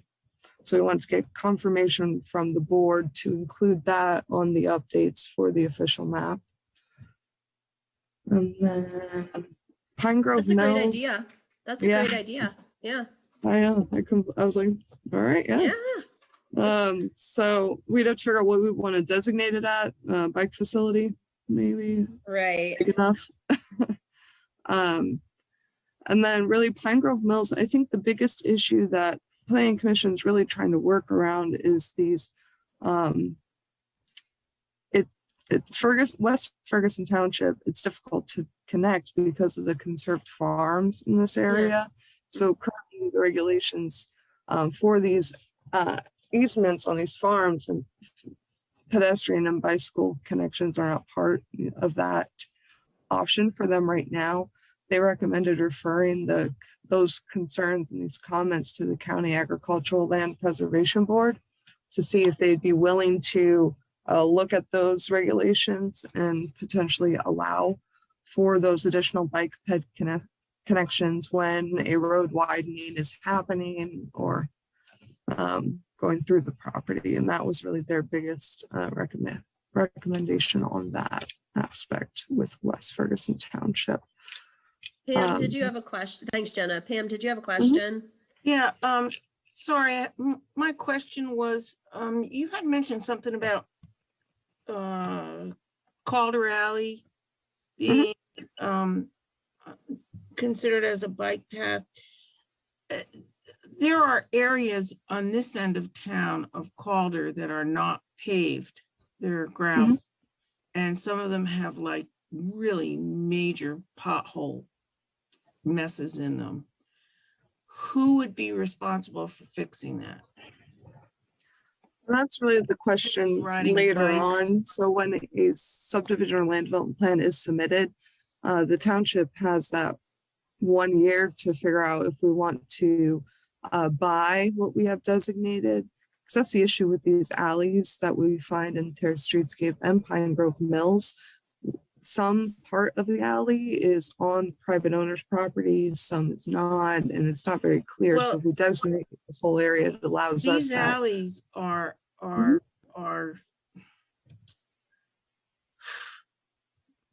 They're not in good shape. They're shared, virtually shared ownership. Like we don't really have ownership of them, but everybody within this area was actually originally part of Holmes Foster, and we're supposed to take care of them. And a lot of the property owners are landlords, and they just don't take care of them. So there's a lot of problems with potholes. And in fact, right on Harley Alley, the one that's our alley where we are paved from Hoy Street up to Osmond, Hoy Street to Coral is not. And that was just a horror show of a mess. And it took. Hey, Pam, I'm sorry. It's getting pretty late and we're just talking about official map. Okay, I'm just wondering if the township would the requirement of subdivision and land development plan submission is a private street agreement. So it would be very similar to the West College land development plan.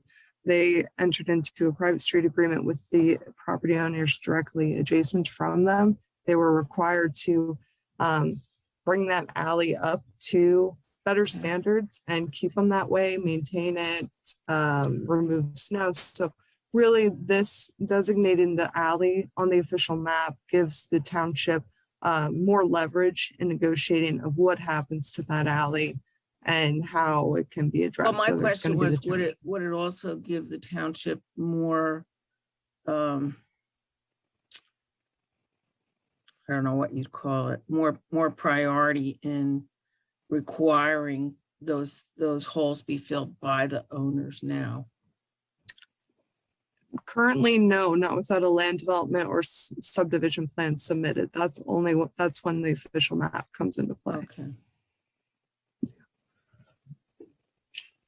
And then additional comments from Planning Commission, all were very pretty much in line with staff's recommendation. We have designated the sports road, and that is from 45 to the connection at the shared use path for the Ferguson Township Elementary School. So we were able to dig up that shared use path. It does go across Sports Road. to the Ferguson Township Elementary School property. So what we have done is designated the alleyway from on Sports Road, that's 45, to that connecting point on our shared use path. And those are pretty much the big amendments that we have in place. I know Christina included in the agenda 2 versions of maps. One says like existing, one says proposed. All of those connections in both of those maps are included on the current official map. It's just delineating what's already been completed and what is still not complete and it's still on our map as proposed. And I'm happy to answer any questions the board may have. Thank you, Jenna. So can we just quickly review the Reed Alley, Sports Road? I'm seeing it here on the map. So it looks like the first segment of Sports Road is public. So is the segment that's now going to be a shared use path. Well, it's designated as, and then it goes private at the end of that newly designated shared use path across the other shared use path. Is that, did I? Yeah, so essentially our shared use path comes through here. It directly connects Ferguson Township Elementary, that is public property. So anyone is allowed to traverse across the Ferguson Township Elementary. The issue that we're running into with the adjacent property owners is when kids are using this portion of it. So we would be designating that whole portion of the alley. You're running into trouble when people are using it there where the red bar is right now? And that's where we are typically hearing the complaints because these 2 properties, technically that road is their property. They have a easement with the farmer who lives beyond here. He has an access easement to get to his property, but it's technically included in their subdivision. Okay, so we'll be requesting an easement from those folks in order to implement that. Yeah. Okay, gotcha. Great. Could we also go to back to the very nicely done chart of all the proposed review? The very first one, condemned lot in Pine Grove Mills, Pocket Park parking. There did not seem to be any kind of, I don't know, did anybody say anything about that? Or it just says noted and none? Yeah, we will designate it on the amendment to the official map, and the planning commission was in agreement with that. Oh, I guess I'm reading this chart all wrong then, because condemned lot in Pine Grove Mills action is none and PC is in agreement with none. So I would think the action would be designated on the map. Yeah, sorry. Yes, that is. Oh, okay. Her. Okay. So yeah, staff has made a note of that. It's on there and we will be including that. Oh, great. Fantastic. I have no other questions. Do any other board members have any other questions? Steve, I see you shaking your head no. Lisa.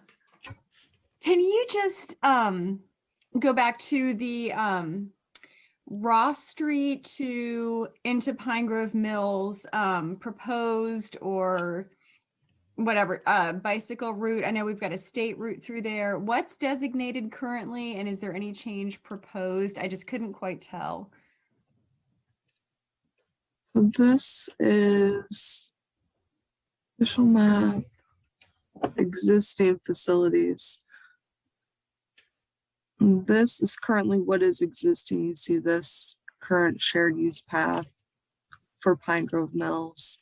The proposed, Christina, I don't think there's any proposed not included. So that's a proposed bike route, that whole length, and that's staying the same. That green is existing. That's state bike route G. The black dotted one. Oh, no. Main bike route Not through. Go to the next map, Hannah. Next one. Yeah, the next one. Yes. So none of that's changed. That's still a proposed It is a state bike route right now.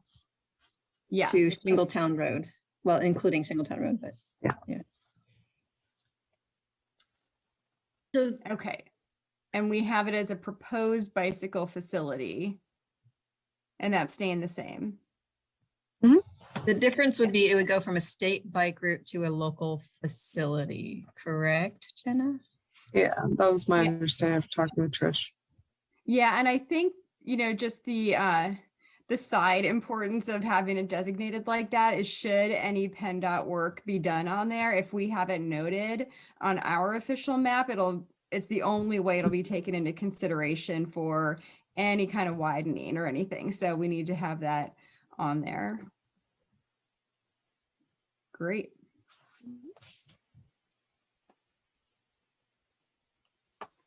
yeah, thank you so much, Jenna. Does anybody else have any questions or comments?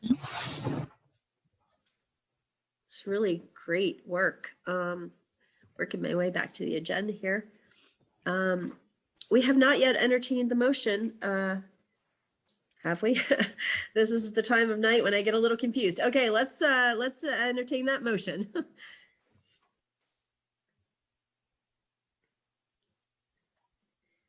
I can go ahead and read that. I'll move that the Board of Supervisors direct staff to draft an amendment of the Ferguson Township official map incorporating the comments included in the comment matrix. Do you have a second? This is Patty. I'll Lisa, I'll second. second. Patty beat you to it, Lisa. All right. Any other questions or comments, thoughts? All right. All in favor, please say aye. Aye. Aye. Any opposed, same sign? Okay, thank you very much. And thank you again, Jenna. And we are on to new business. Woo! First up, the consent agenda. I'd like to take a motion to approve the consent agenda, please. This is Patty. I'll move that we approve the consent agenda. In a second? Lisa, A second. second. Thank you. Steve, Lisa beat you to it this time. All right, all in favor, please say aye. Aye. Aye. Any opposed, same sign. Motion passes unanimously, and we are on to a public hearing on a resolution of the Township of Ferguson, Center County, Pennsylvania, levying taxes and assessments for the fiscal year beginning January 1st, 2022 and ending December 31st, 2022. Dave, you're back on after a brief break. I know, it was nice.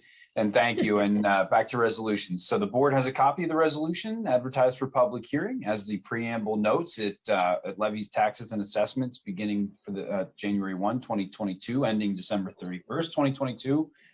Tax rates remain the same. Real estate millage at 2.422 mils.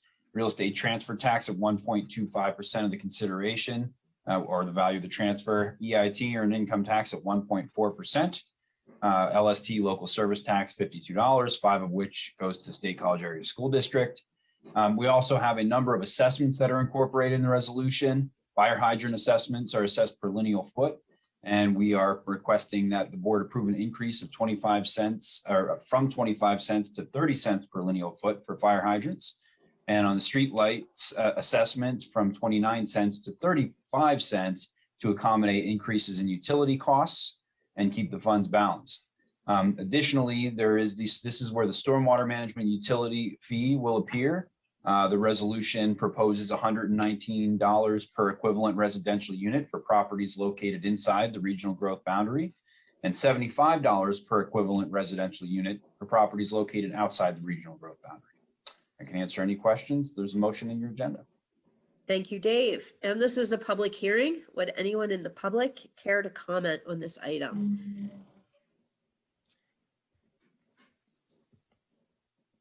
Okay, seeing none, I'll close the public hearing and I'd like to entertain a motion.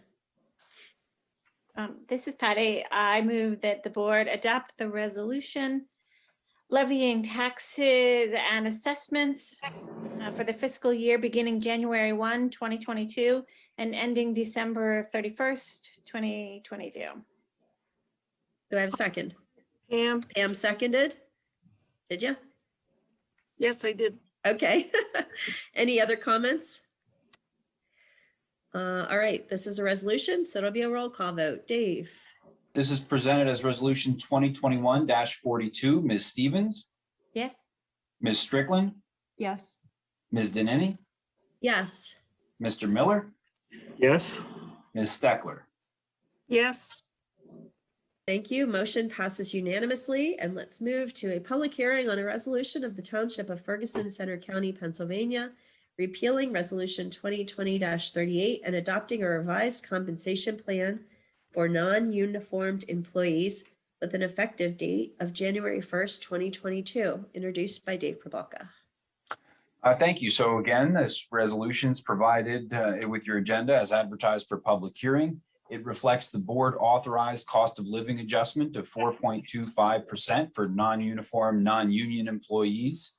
Revised compensation plan and salary schedule also accommodates the grade changes that were the result of the 2019 salary survey. Largely that makes the ranges a little bit wider than what we typically have seen. It prevents more longer tenured staff from maxing out on their pay grades and having to either be advanced to another pay grade in order to prevent that ceiling from being reached, or we typically and historically have structured bonus provisions to accommodate that request. This makes it a lot cleaner and more simple.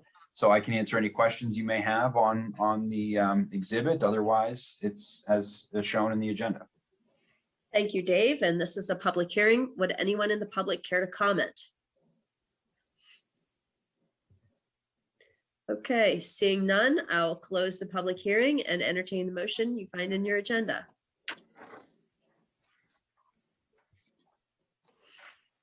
This is Patty. I move that the Board of Supervisors adopt the resolution repealing Resolution 2020-38 and adopting the revised compensation plan for the non-uniform employees with an effective date of January 1st, 2022.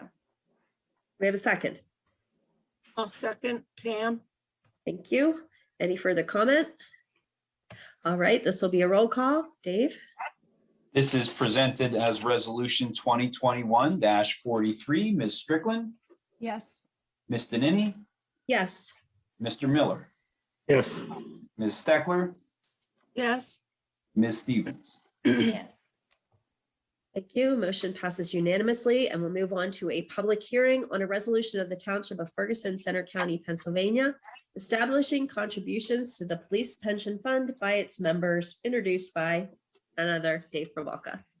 Thank you very much. So this is an annual exercise. It's in accordance with Pennsylvania Act 205. The board is required to set the contribution rate, if any, by members of the police pension fund or police pension plan. The advertised resolution is again included with your agenda. Eric and I have reviewed our minimum municipal obligation and incorporated into the budget document approved earlier this evening.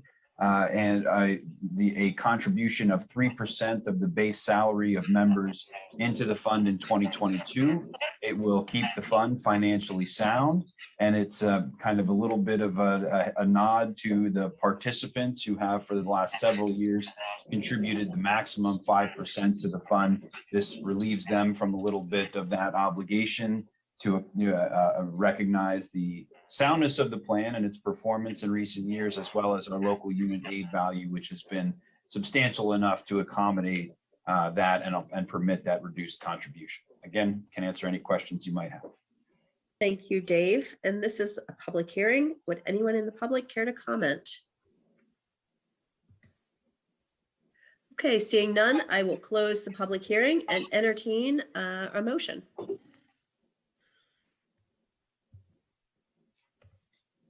I'll move that the board authorize or adopt the resolution establishing contributions to the police pension fund by its members.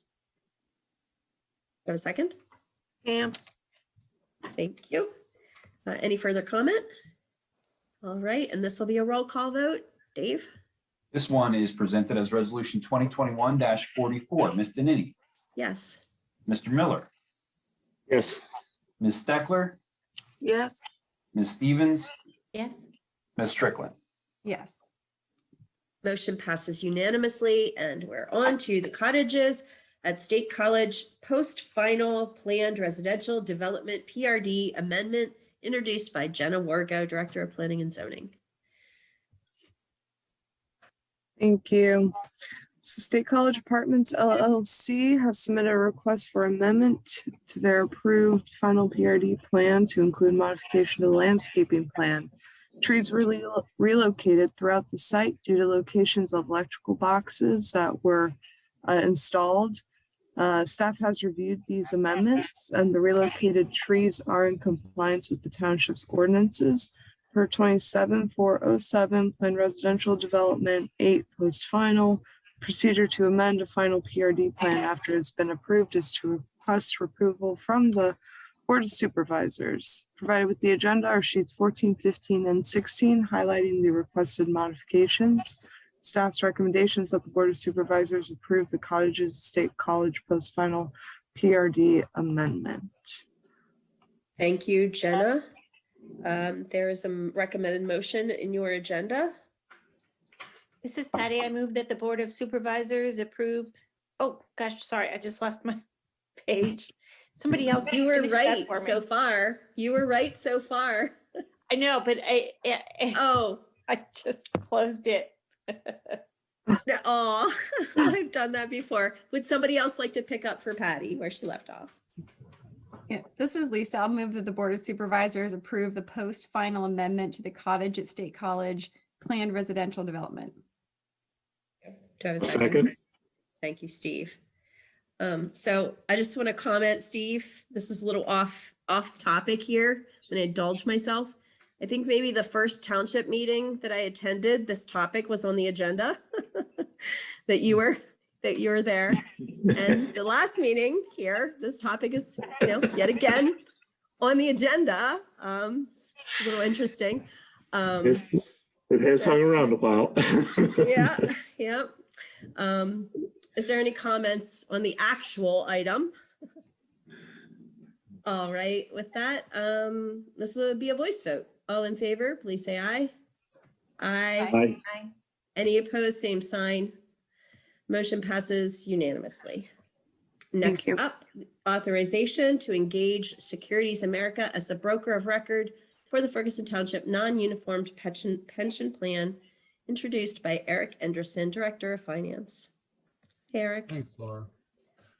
Provided with the agenda is a letter from Pat Geary, Managing Director of Cornerstone Wealth and Insurance, which is a township's investment advisor and broker-dealer for the non-uniform pension plans, which includes both the 457 deferred compensation and the 401A retirement plan. Mr. Geary has informed the township that Voya, the retirement plan provider for the township, has announced will no longer allow, quote, rep-directed managed accounts, unquote. This has prompted Mr. Geary and his associate Kelly Gibson to change broker-dealers and registered investment advisors to Securities America to enable them to continue provide service to their clients, including Ferguson Township. The township's plan provider, Voya, will remain the same and no subsequent changes will be imposed on the participants by this change. The recommended motion is the Board of Supervisors authorize engagement of Securities of America as a broker of record for the Ferguson Township non-uniform pension plan. Thank you. Thank you, Eric. And there is a recommended motion in your agenda. I'd like to entertain that. This is Patty. I move that the Board of Supervisors authorize the engagement of Securities America as the broker of record for the Ferguson Township non-uniform pension plan. And do I have a second? Second. Thank you, Steve. Any comments? All right, this will be a voice vote. All in favor, please say aye. Aye. Aye. Any opposed, same sign.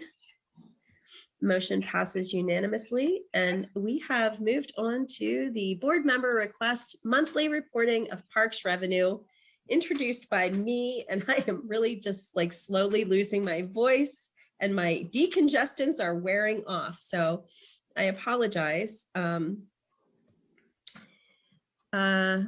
Well, this is something, you can read the narrative. This is something that we discussed multiple times, I believe now. And so I believe I did promise to put it on a consent agenda. This would really just be a follow-up. We had talked about being able to utilize that data to better plan for park amenities. And I think that pretty much says it all. Anybody has any questions? I would love to entertain them before requesting a motion. Does anybody have any questions? Lisa? Just one, I'm wondering if we need monthly data or if quarterly would be sufficient.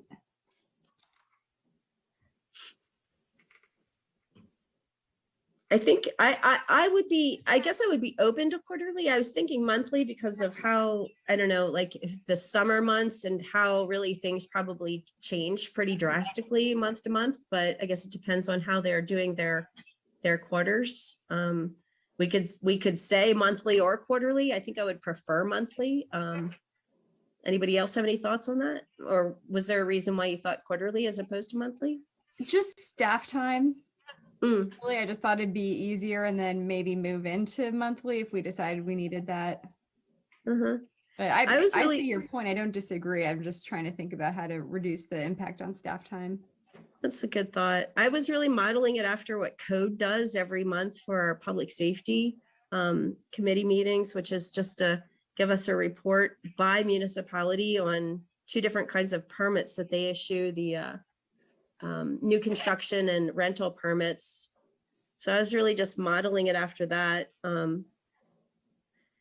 I'd probably prefer to send the request over as this, and if that would be difficult, they could initiate a dialogue with us. Yeah, that's not a bad idea. And just to request that to start the conversation, do they report anything else to us on a regular basis like this that could be coupled with this? Do parks report anything to us? Is that what the question was? Parks itself? Not that I'm aware of. Dave, you'd probably be able to better answer that. Not nearly to, I think, the degree that this request is being made. I think we get anecdotal, if you want to call it that, reports from our park authority rep, both in front of the board quarterly and in front of the Parks Committee, sort of in a smaller, more condensed version monthly when they meet. So, but it's not data in this manner. It's more on programmatic updates and major initiatives, that kind of thing. So more like maybe like the Easter egg hunt was very well attended. There were thousands there, something more like that along those lines. Right, an authority report like we hear from the Water Authority and UAJ. Okay. But it's not this kind of data. Bill. Mr. Keough, you're muted. I wasn't prepared for as quick a response. It probably, I do not know what the current software provides for us and what it doesn't.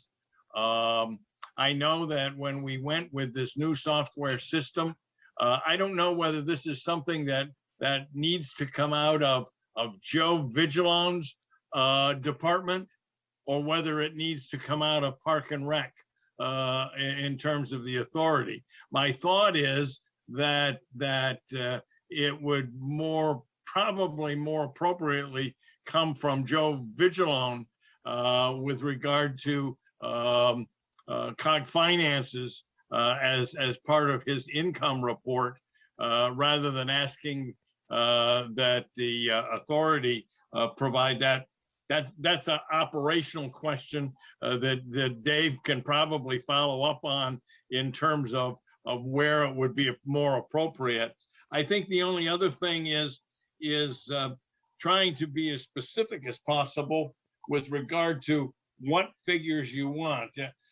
I understand, the field rental fee. I understand the pavilion fee. But then there are camps that we run, and those camps are in varied locations throughout the entire region. Sometimes we hold a camp in a Ferguson Township park. That camp has an income component to it in the sense of the participants paying a fee. You know, would those fees be part of what you want to know? Because collecting those and reporting those may be different than reporting the field use and the pavilion use. So there may need to be a little dialogue ahead of the request to determine, you know, what we do have and where it is best secured from in terms of those numbers. Thanks, Bill. I agree. I actually did specify in the motion and the agenda all of the potential entities. You can see a nice, very long list of acronyms there: COG, CRPRA, and CRPR. I also wasn't sure, just directing the communication maybe to both the authority and the COG. I'm sure that, you know, they'll be able to direct that in the correct way. The other question about the data, I specifically excluded programmatic data from this request, really going to what Lisa had mentioned before about just trying to take reasonable bites and not burden staff too much. My understanding, I've been working on getting this data 5 or 6 years now, and my understanding is that the move from the previous software that was charging all those fees that nobody realized that were like $66,000 a year. I think that they were like charging in fees. We moved to then to the rec desk and they weren't charging the fees. And also there was this new capability to be able to track this kind of data. So I was I wanted to make it very simple to just start with 2 simple things: fields and pavilions. They seemed distinct and specific, because I know when you get into the programmatic data, it becomes, at least in the past, it was somewhat difficult to even talk about, because and this is what I was looking at in Centrisa's first presentation of parks governance. She really nicely broke out all of the different kinds of programmatic data you could have. Pretty much every single one of those areas, the data is collected in a different manner. So like for teams, for example, you don't know who all's in the team. There's no way to know which municipalities' people are in those teams. It's just, they don't collect it. It's just not possible. It's not knowable. So I specifically excluded all of that much more messy data. And I thought, let's start with this. Let's try to establish a pattern, and then let's move into that more complicated data if that's something that we feel we want. Also, that programmatic data, it goes to a different area, which I think is also relevant to us. We certainly want to meet the programmatic needs of our residents. But these 2 items that I was talking about really go to our capital investment, our CIP, and how we can increase the revenue. Whereas with that programmatic data, it's more of like a feedback loop, like, oh, we're seeing our people can we advocate for this or that, as opposed to, oh, let's invest our money in this manner because I see that this is a good revenue generator and something that people really want. So that's how I was thinking about that. I certainly wouldn't mind to have the programmatic data, but I wanted to start a little bit easier. Okay, well, you know, I just think, you know, some of those clarifications, probably Joe Vigilone is ultimately the better resource for that, but I don't know that for sure. And so I think a conversation with both Joe and Pam to try and sort out where that data is best retrieved from would be a good idea. Thanks, Bill. Any other questions? And I don't think the motion in here precludes that. I think it's a request and that initiates that conversation. And I see Dave shaking his head, so I'm feeling like that's a pretty good path forward. Any other questions about this? Okay, if there's no other questions, I'd like to entertain a motion. It's Pam. I'd like to make a motion that the Board of Supervisors direct staff to write a letter of request to COG, CRPA, CRPR to have park rental data, field and pavilion provided on a monthly basis by municipality like Center Region Code does, and also broken out in a site-specific manner for our municipality. Thank you, Pam. Do I have a second? Second. Thank you, Lisa. And further comment, I see Bill's got his hand raised. Bill.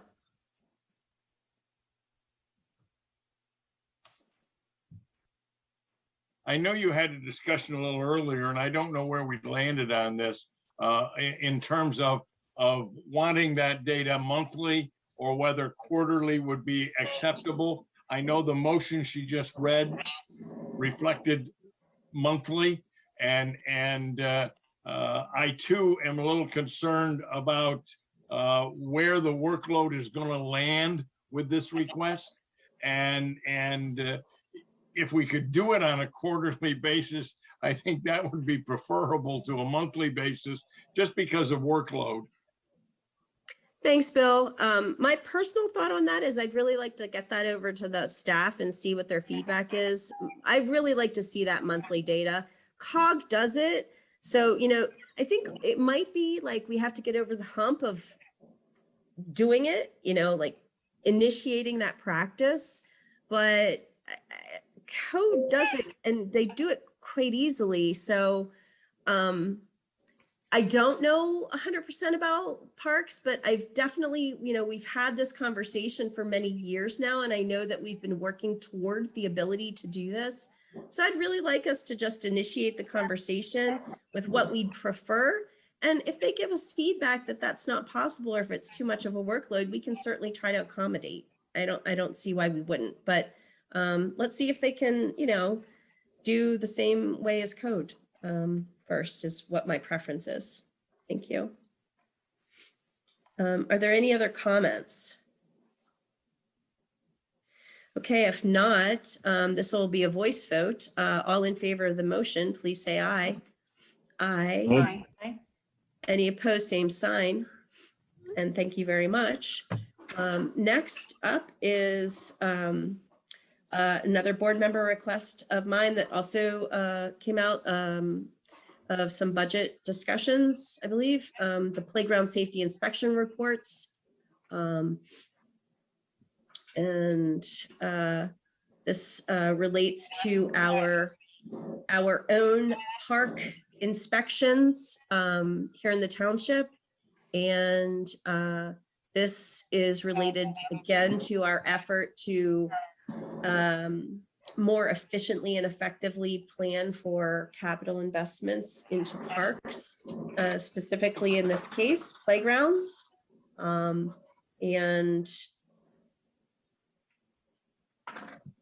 I think that's about all I have to introduce the item. Does anybody have any questions? The specific request is that staff provide us with last year's reports to kind of give us a baseline, and that we also direct staff to inform CRPR that they should plan to do our playground inspections beginning in 2023. And that came out of our budget discussions. So I just wanted to make sure that communication happened. And those are the two major items with that. Any questions? Okay, if there are no questions, I'd like to entertain a motion. Pam, I'll make a motion that the Board of Supervisors ask staff for last year's reports at an upcoming meeting and to receive next year's 2022 reports prior to capital improvement program budget and operating budget development. Further, that we direct staff to inform CRPR that they should plan to do our playground inspections beginning in 2023 and provide reports as they are completed prior to our 2024 CIP budget development. Thank you. Do I have a second? This is Patty. I'll second. Thank you, Patty. Do we have any comments or discussion? Okay, seeing none, this will be a voice. Oh, I'm sorry, Bill. At this hour, I'm a little shaky on quick getting to the mouse. Just so that I understand what you're asking for. I understand that on our staff, on our Ferguson staff, our zoning officer is certified to do these inspections. And he does them at some particular schedule. I understand that also Park and Recreation Department has the opportunity and people to do it. So now, are you asking that Ferguson Township give up their staff person in 2023, give up doing those inspections and asking the authority and CRPR staff to pick up all of those inspections starting in 2023? Is that what you're asking in this motion? Yeah. Yes, Bill. Yes, we talked about this during our budget or CIP or both. Our zoning administrator's certification is due to expire at the end of 2022. And we talked about aligning with the rest of the region. Right now, Ferguson Township is the only regional park partner that isn't, that their playgrounds aren't inspected by the region. And this is all in that effort of developing that consistent MOU that guides the relationship between CRPRA and each of the municipalities. And so we just, I think, thought that this was a streamlining way to align with the other municipalities and make that transition. Okay. I mean, that makes sense. It would be my hope that in communicating this motion to the authority and the CRPR staff, that the history with regard to the fact that our zoning officer's certification will be running out and will not be renewed starting in 2023 is part of the impetus in asking for this change. That makes sense, sure. It's definitely part of the decision making, yep. Thank you, Bill. Any other comments? Okay, we have a motion and a second. I lost my place there for a second. We have a motion and a second. All in favor, please say aye. Aye. Aye. Any opposed, same sign. Thank you. And I don't know how others feel about this. I'm going to ask. I would like to postpone the next discussion. I've been feeling a little bit under the weather and it's quite late and I'm not sure if I quite have it in me to conduct another dialogue. So if you all don't mind, I'd like to move that we postpone. I'm sorry, Steve, I'm gonna have to consult Steve on this. Is it postpone the item to the, You just postpone it to the next meeting. Yeah. Okay. I'd like to make a motion to postpone the next item to the next meeting. I'll second. Okay, all in favor, please say aye. Aye. Aye. Any opposed, same sign. Thank you all. And we have moved on to staff and committee reports. First up is the COG committee reports, and we've got the Joint Finance, Parks, Capital, Facilities, and CRPRA meeting. I think I already gave that report. Yes, I think you did.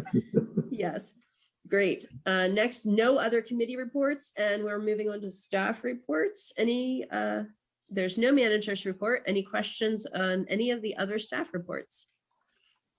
Actually, if I may. Yeah.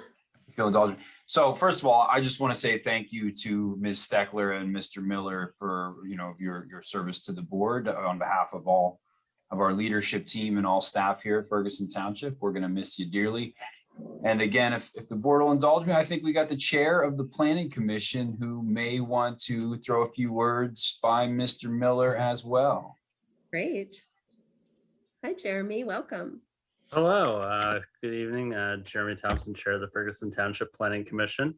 At our December 7th meeting, we took a moment to just recognize you, Steve, for all that you have done to serve the township over the last, I think it was 19 years. I know you had started in the Planning Commission and eventually became supervisor and served the township. And I just want to thank you for your partnership and wish you the best in your next adventures. Well, Very thank nice. you. And thank the Planning Commission for me for the sentiment. I appreciate it. Will do. Thank you so much for sticking with us, Jeremy. Okay, next up is communications to the board. And we do have a communication to inform folks of. There was a type of petition submitted to the township requesting that we set the stormwater fee to 0. And it's not a petition that meets the requirements of our home rule charter to initiate an agenda item about the petition, but it should be certainly looked upon as public input. So I did want to let everyone know that was a communication to the board. Did anyone want to add anything to that? Okay, does anyone have any other communications to the board? Okay, I'm seeing none. We've got some calendar items coming up. We've got our small area plan advisory committee, December 16th, coffee and conversation, January 15th. And we also have our board retreat meeting Saturday, December 18th from 9 to 2. And you can remote into that meeting, and you can find that information on how to do that on our website. All right, well, thank you again to Pam Steckler and Steve Miller for your service. Looks like we've come to the end of the agenda. And I'd like to make a motion. Okay. That Laura Zanini go to bed. I don't think that's an official motion we can make, but it's implied by adjournment. I'll say that. I'd like to entertain a motion to adjourn. Second. You guys. All right. Good Take night. care of yourself, Laura. Good night. Thanks. Good night. Night. Good night. Night. Thank you, everybody.